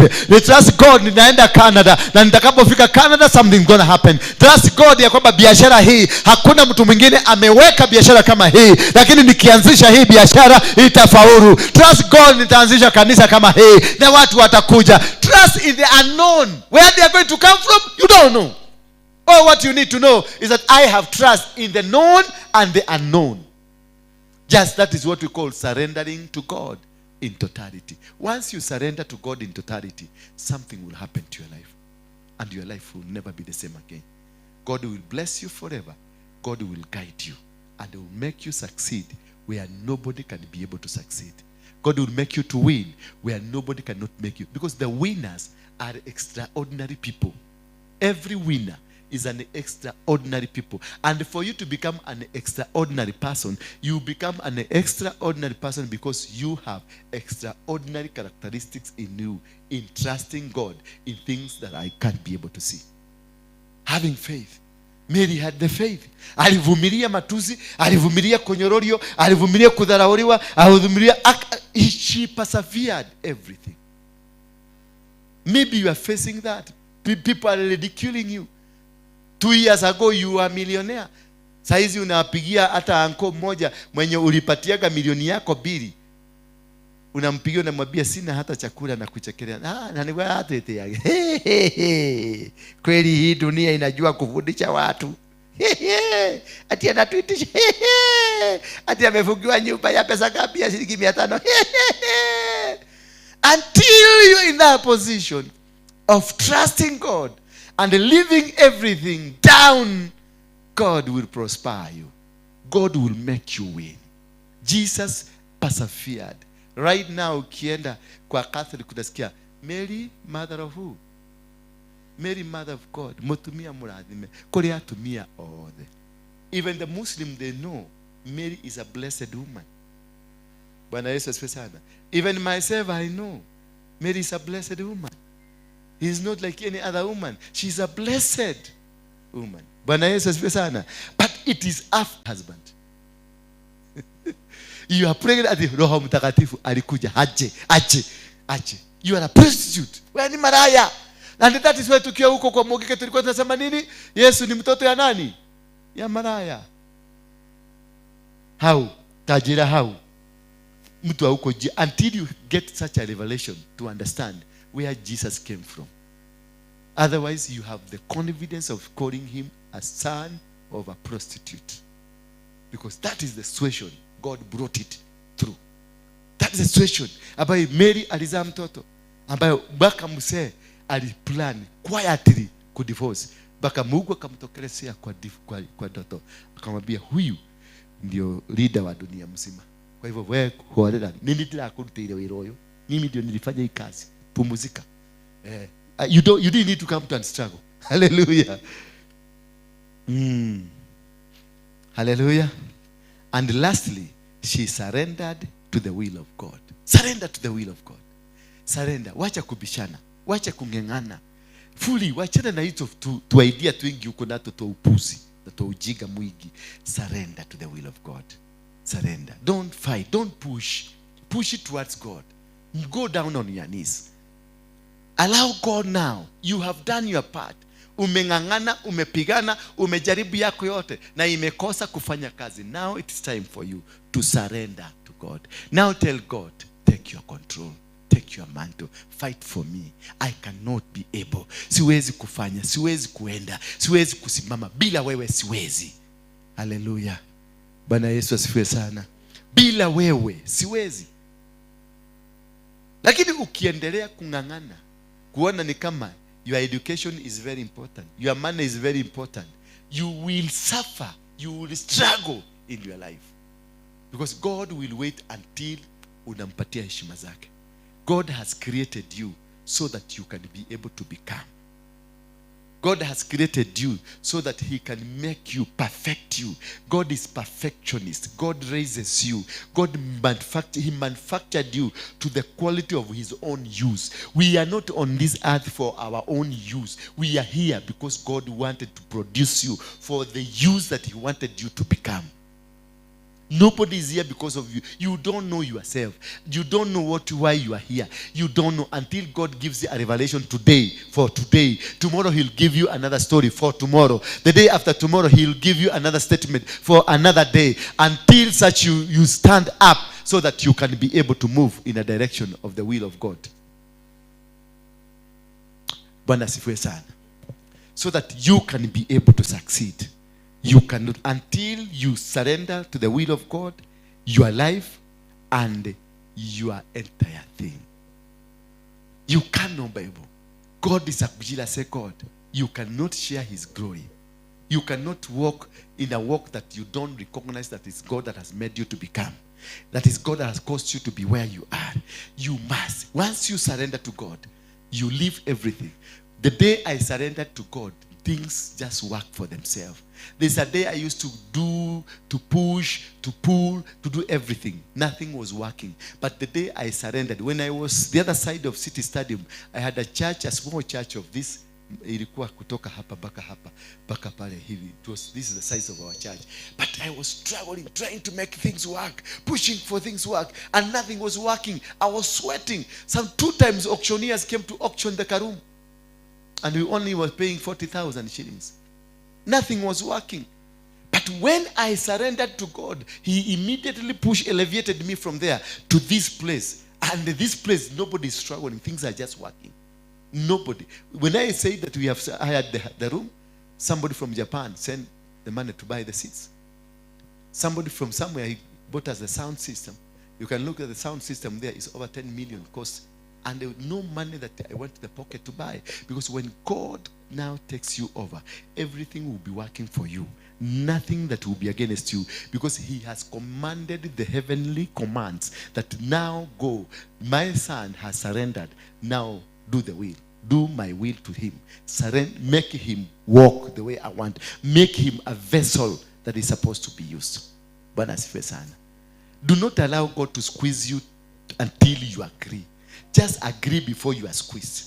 My brother, agree before the squeezing comes. Because when the squeezing comes, it is God comes with a judgment. When the squeezing comes from God, because you have refused to adhere to what he has told you, the squeezing comes with a judgment. And the judgment comes with a number of years. When the children of Israel did evil in the sight of God, they were handed over for 7 years. So when the squeezing comes, it comes irrespective utakubali ama hautakubali. Ya kama imesemekana ni 7 years, hata kama ukubali usarende, within the squeezing imeanza, you will have to accomplish the 7 years. Hata ukikuwa mzuri, hata ukihubiri, unahubiri mpaka unainua mguu hivi, unaona mguu inaenda namea kwa mtu mwingine. The squeezing will be still on you. Until when God releases the judgment, hata uombewe na nani? Uombewe na Benihin, uombewe na Waruinge, tukuje mimi na Benihin na Kakade na Mackenzie na wengine wote tushikane pamoja hivi, tukuje tukuwekelee mikono na miguu na mili, utaendelea na suffering for the amount of years God has decided you're going to suffer. So don't allow God aingie kwa kiti. That is why we normally every time hata nikikuja hapa, I plead my case in the court of heaven. If there is any judgment against me, naiuliza, naenda kufanya appeal. Please God, on this one I have surrendered. Please God, on this one please forgive me. Please God, on this one I want this. You go to the court of heaven. Hiyo suffering imeenda, labda umeobewa baka ukono ukite kwa dola Waruinge wamugeke utire kanitha utadiete.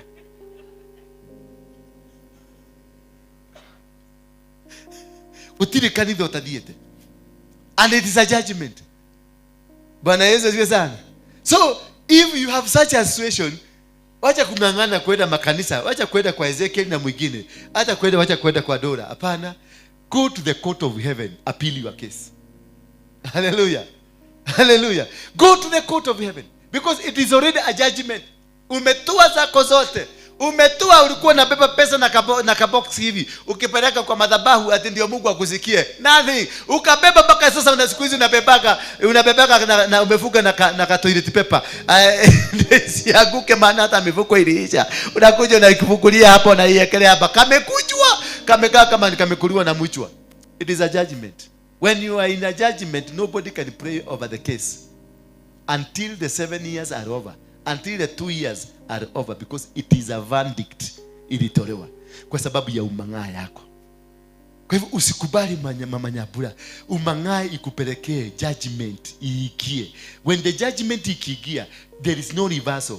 Only thing that can reverse it is you to know this is a judgment. Uende kwa the court of heaven, you appeal for your case. Na unaweza kwenda uapili uongezewe. Unaweza kwenda uapili uemriwe iendelee. Na unaweza kwenda uapili iondolewe. Hallelujah. Kuna jamaa mmoja tulikuwa naye kamiti, alikuwa amefungwa na magistrate miaka 7 kwa sababu ya rape. Akafanya appeal, akafungwa maisha. Na tulikuwa tumemwambia hivi, hii itakuvuka maisha. Huyo mama alikuhurumia, labda alikuwa in a very good mood because the kitu alikuwa amefanya. Hallelujah. So wakati alifanya appeal, alifungwa maisha. Tulikuwa naye kamiti.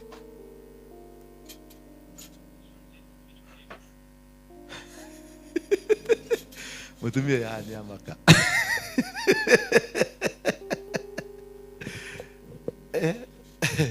Hallelujah. Tusimame kwa miguu yetu. Unaweza, unaweza Baba, unaweza. Hakuna kama wewe. Unaweza, unaweza.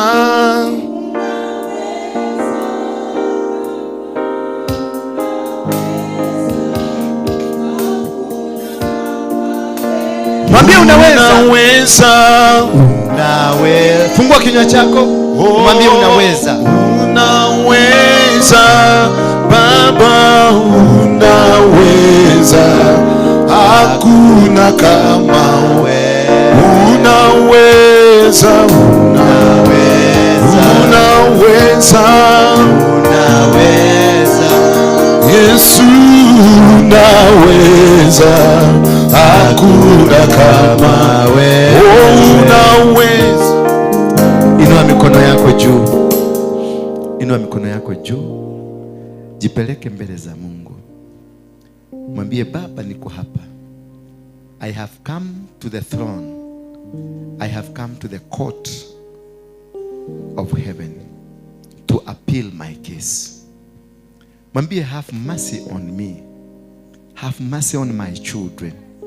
Have mercy on my business. Have mercy on my family. Have mercy on my ministry. Have mercy on me. Just push yourself to the court of heaven. Just keyboard only. Keyboard only. Just have mercy. Mwambie, Father, I have committed sins. I have been involved in bad and nasty kind of life. I need your hand tonight. I need your blessing tonight. Father, I know I'm not worthy to stand before you. Father, I know I'm not worthy to be your child, to be called your child. Father, I know I'm in the house that you have built for your people. I'm not supposed to be in this house. But because you are a merciful God, redeem me, Father. Speak to my heart. Speak to my life. Speak to my children. Tell him, Father, because of your judgment, my children cannot listen to me. Because of your judgment, my business cannot hear me. Because of your judgment, my family do not listen to me. Because of your judgment, I've lost a marriage. Because of your judgment, I've lost it all. I need your hand, Father. Mwambie, I surrender. I did this thinking I know. I did this thinking I am very important. I did this thinking I'm special. Almighty God, I am before you, before your court. Hear my case. Hear my case. I know, Father. Do your mitigation. Mitigate your case. Toa malilio yako mbele ya Mungu. Mitigate your case. Mwambie ninajua nejehetia, mimi ni msherati, mimi nimeenda kwa waganga, mimi nimeiba, nimenyaganyana, nimeiba zote, nimefanya vitu vibaya. Do not say if God I have sinned. No, say tell God I have sinned. Nimekubali I'm guilty as charged, but I need your mercy. Do not be so hard on me. Do not be complicated on me. Do not be so hard, Father. Just have a heart over me. Kuwa na moyo tu wa kunisamehea. Kuwa na moyo wa kunisamehea. Kuwa tu na moyo. Unisamehee tu nikumbuke. Kumbuka Baba, uliniahidi na ulinileta kwenye dunia hii kwa ahadi zako, lakini nilitenda visivyo. Uninyunyizia maji.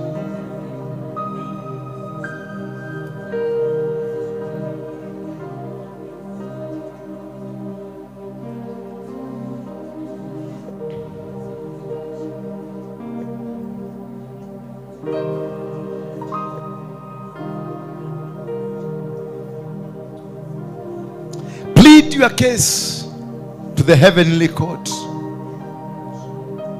You can kneel down if you can. You can lie down if you can. You are pleading. This is a time that you surrender your ego. This is a time you tell God, I'm not worth even standing before you. Surrender the entire ego. Surrender to God. Surrender.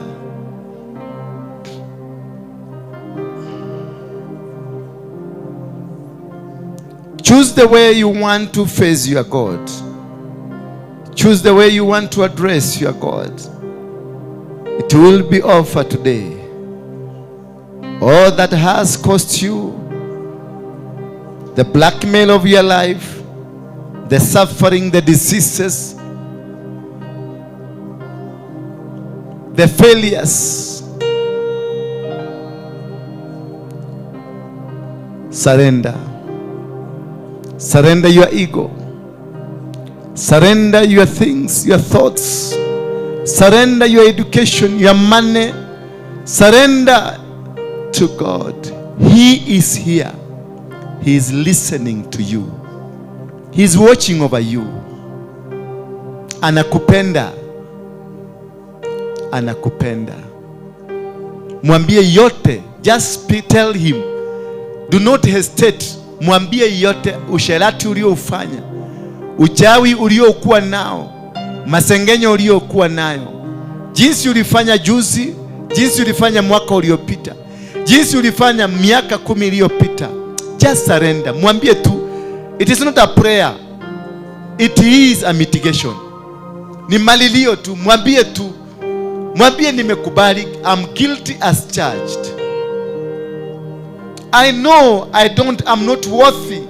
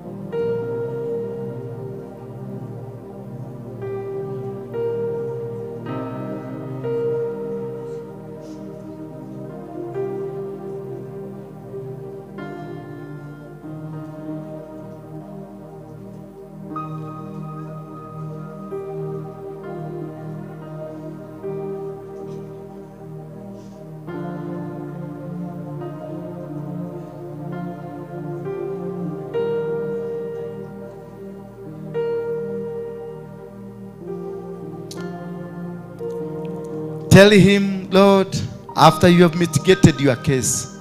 Mitigating your case is saying it all.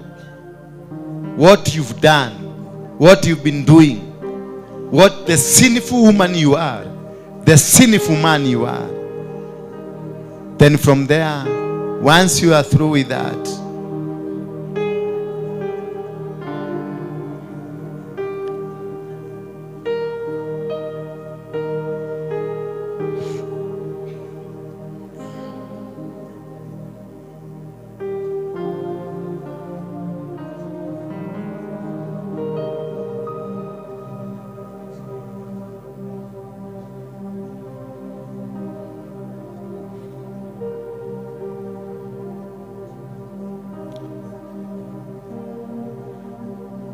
the Lord is my light and my salvation. To whom shall I fear? The Lord is my stronghold of my life. Of whom shall I be afraid? When the wicked have advanced against me to devour me, it is my enemies, my foes, who will stumble and fall. Once you plead your case, God will see you through.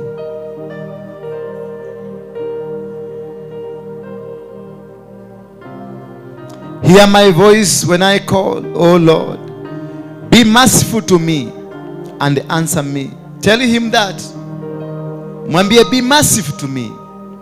My heart says of you, seek his face. Seek the face of God. Your face, O Lord. Lord, I only seek you. My Father, do not hide your face from me. Do not turn your servant away in your anger. You have been my helper. Do not reject me, nor forsake me. Oh my God, my Savior. Mwambie, do not forsake me. Mwambie, do not turn away your face from me.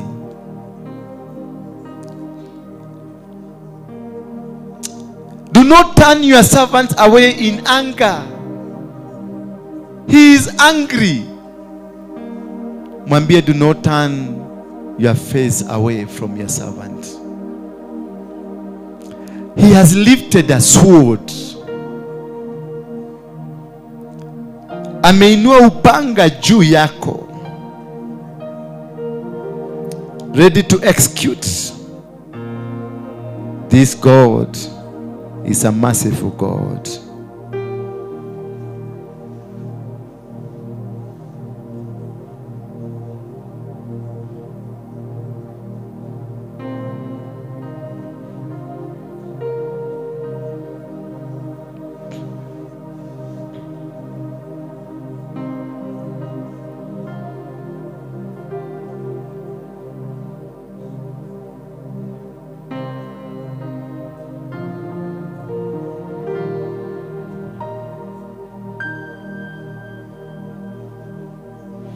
You must know that God is God.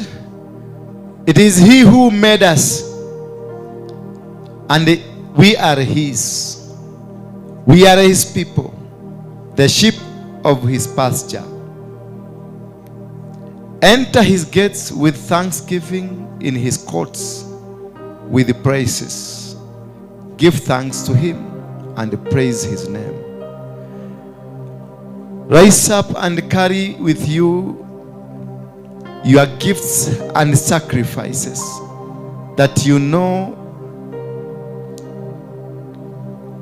will plead with your case. Then come at the altar, because He has said He has heard your cry. He has heard you. Just drop it here at the altar, the step 1. Then you will wait for the verdict. It will come from heaven. He has heard you. Enter His gates with thanksgiving, and His courts with praise. Enter His gates with thanksgiving, and his gets caught with praises. Just bring it here in front. Put it here. Put it here.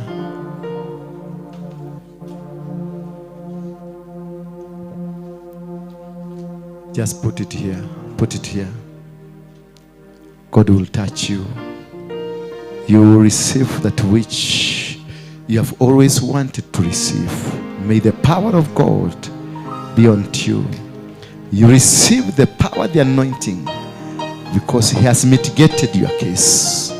Your case is over. Your case is over. In Jesus' name. Your case is over. Sure. Your case is over. Your challenges of life are over. May the power of God be upon you. In Jesus' name. Receive it. He has heard you. The mighty name of Jesus Christ. He has heard you. In the mighty name of Jesus Christ. He has heard you. He has heard you. He has heard you. He has heard you.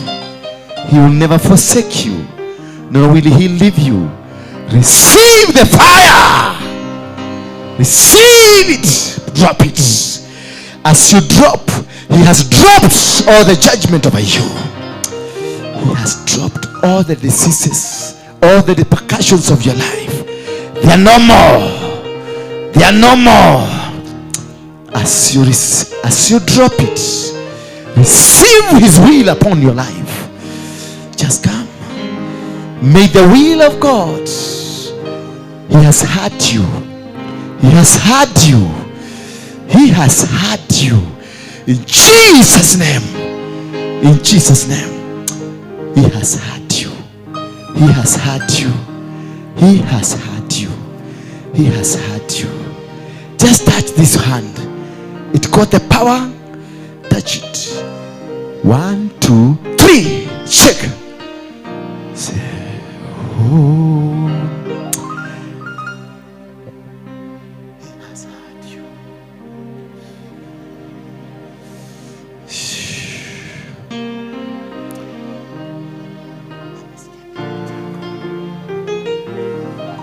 He has heard you. He's heard you. Oh, yes. Man from Uganda. Are you? Are you from Uganda? Where are you from? From Kenya. Which part of Kenya? From Kisii. How is Kisii? I can hear the cry of a grandmother.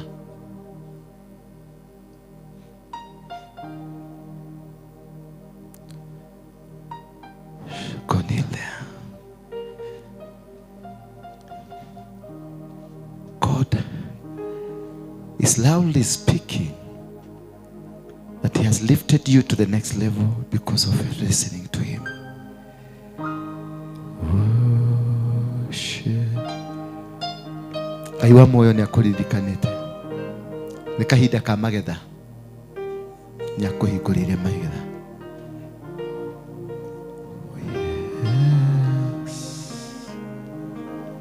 This here. Come.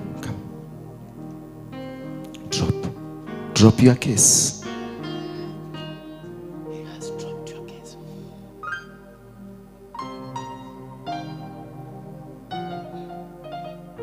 Place it here.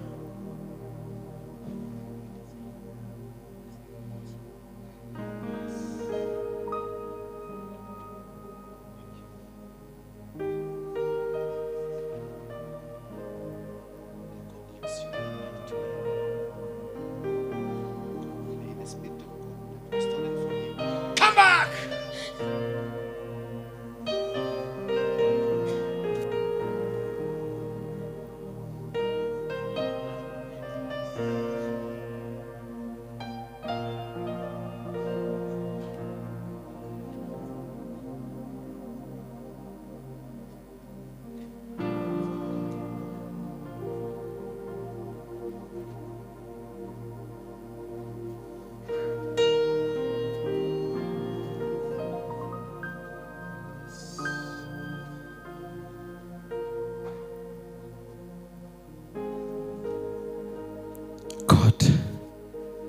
He knows you.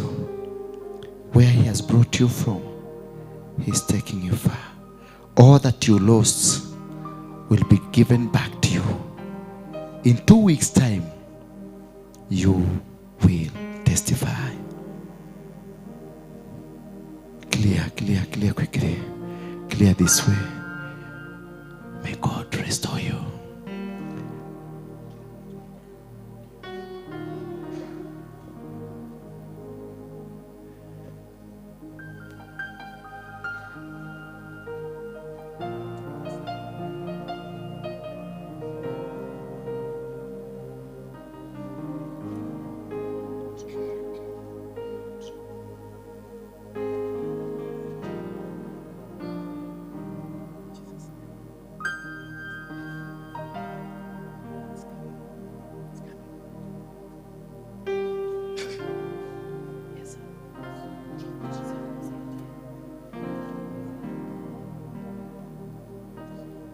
From today, it is no more. Out! Out! Out! Come out!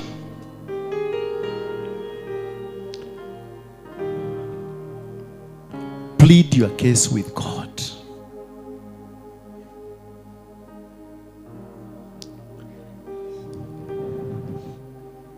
Put it there.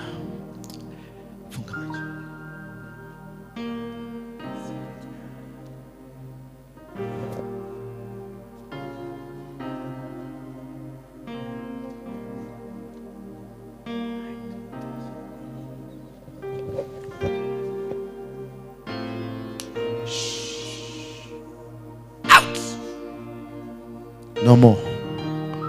No more. No more. No more. Yes. Bring it. Leta kwa mkono yangu. Iwekelee kwa mkono wangu. Iwekelee kwa mkono yangu. Iwekelee. Shika upande mmoja. Yes. Yes. It's coming. It's coming. It's coming. Bring it. May God fulfill it. Says.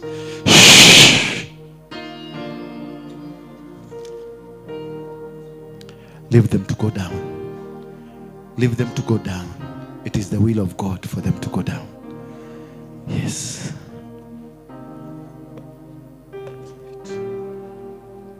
Go kneel there.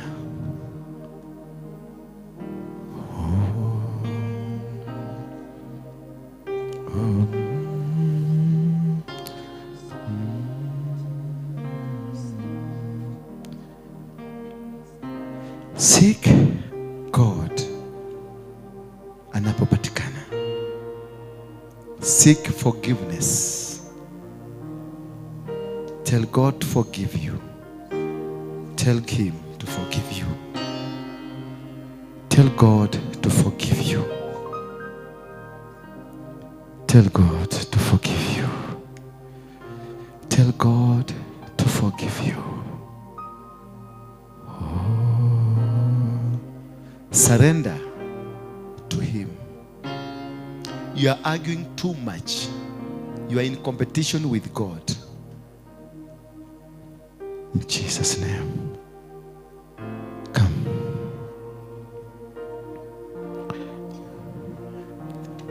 It is in the will of God. It is God's doing. Yes. Oh, praise it here. Praise it there.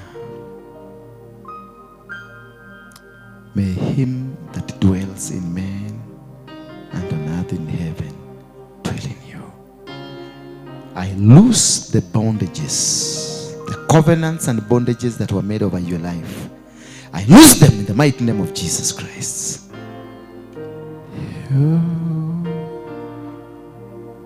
My brother,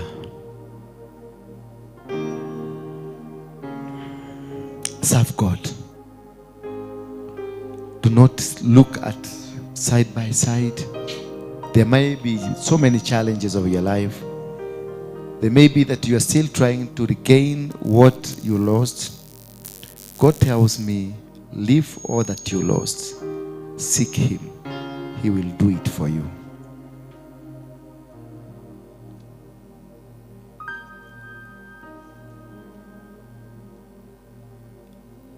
Surrender to the will of God. Humble. Let God lift you. Stop lifting yourself. Where is this gentleman?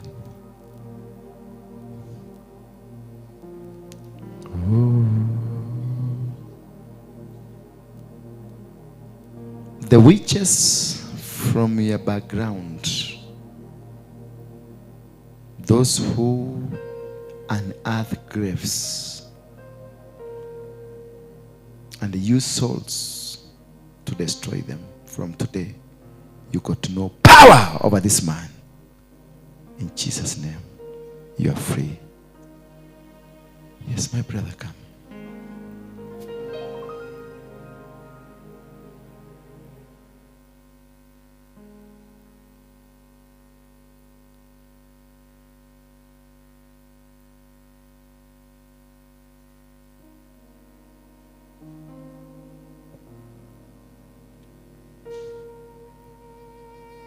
Who are these that are chasing over you?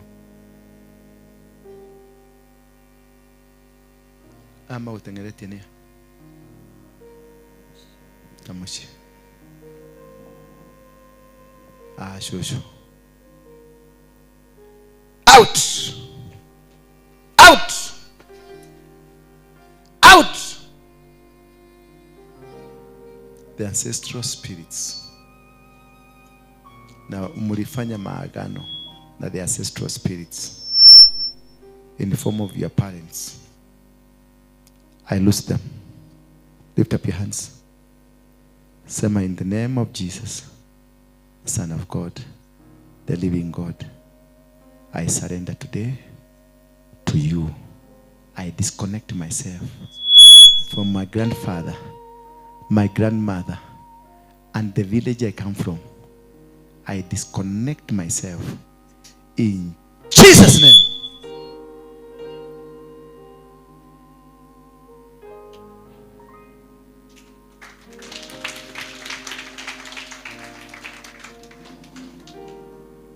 Thank you. Hello. Hello. Where were you? What did you see? Yeah? Ujui? You didn't see anything? Ama uliona sijui? Can you describe for us sijui?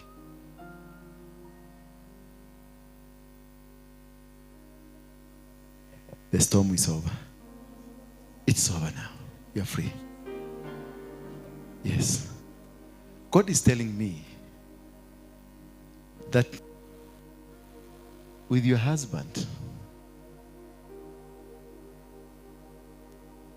you were called to serve, but you decided to sit down because you want to hear the voice of God. He is asking me, what kind of a voice do you want to hear? Who told you to sit down? Which voice did you hear so that you sat down?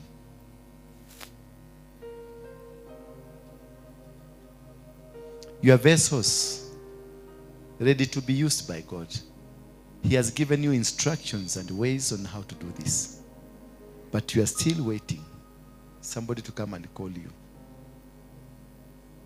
That is why every door of your life has been shut. All the doors will open when you are ready to move. As long as you are seated, nothing will work for you.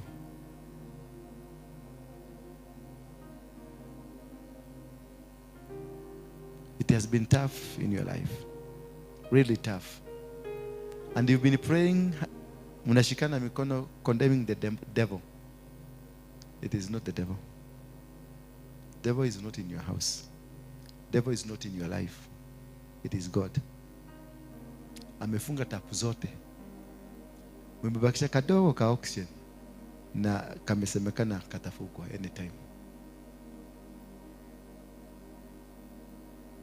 Yeah? Don't ask me. I don't have power to forgive. I also kneel down to seek forgiveness because mimi niko na kwanga na uchafu mwingi sana. I'm not clean. I can't forgive you. Take your case before the court of heaven. You are vessels. You have been called. God brought you together to serve. Yes, wacha hiyo mng'ang'ano ya kutafuta kazi. Kubali, nyenyekea, muende safari. Yes. Manila. Hello.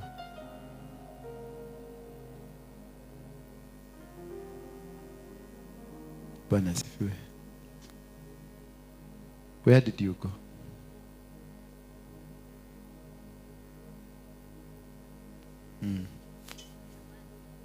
Okay. Unatawala? So, God bless you. How many of you are still not blessed? You feel you're not blessed?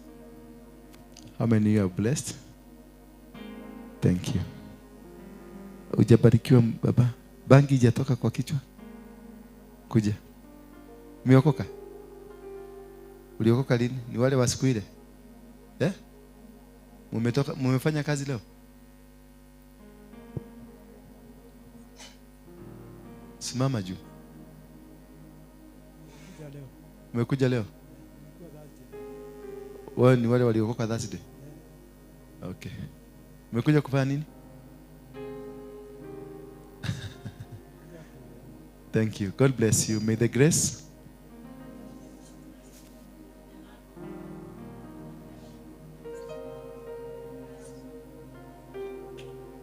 Amen. Thank you.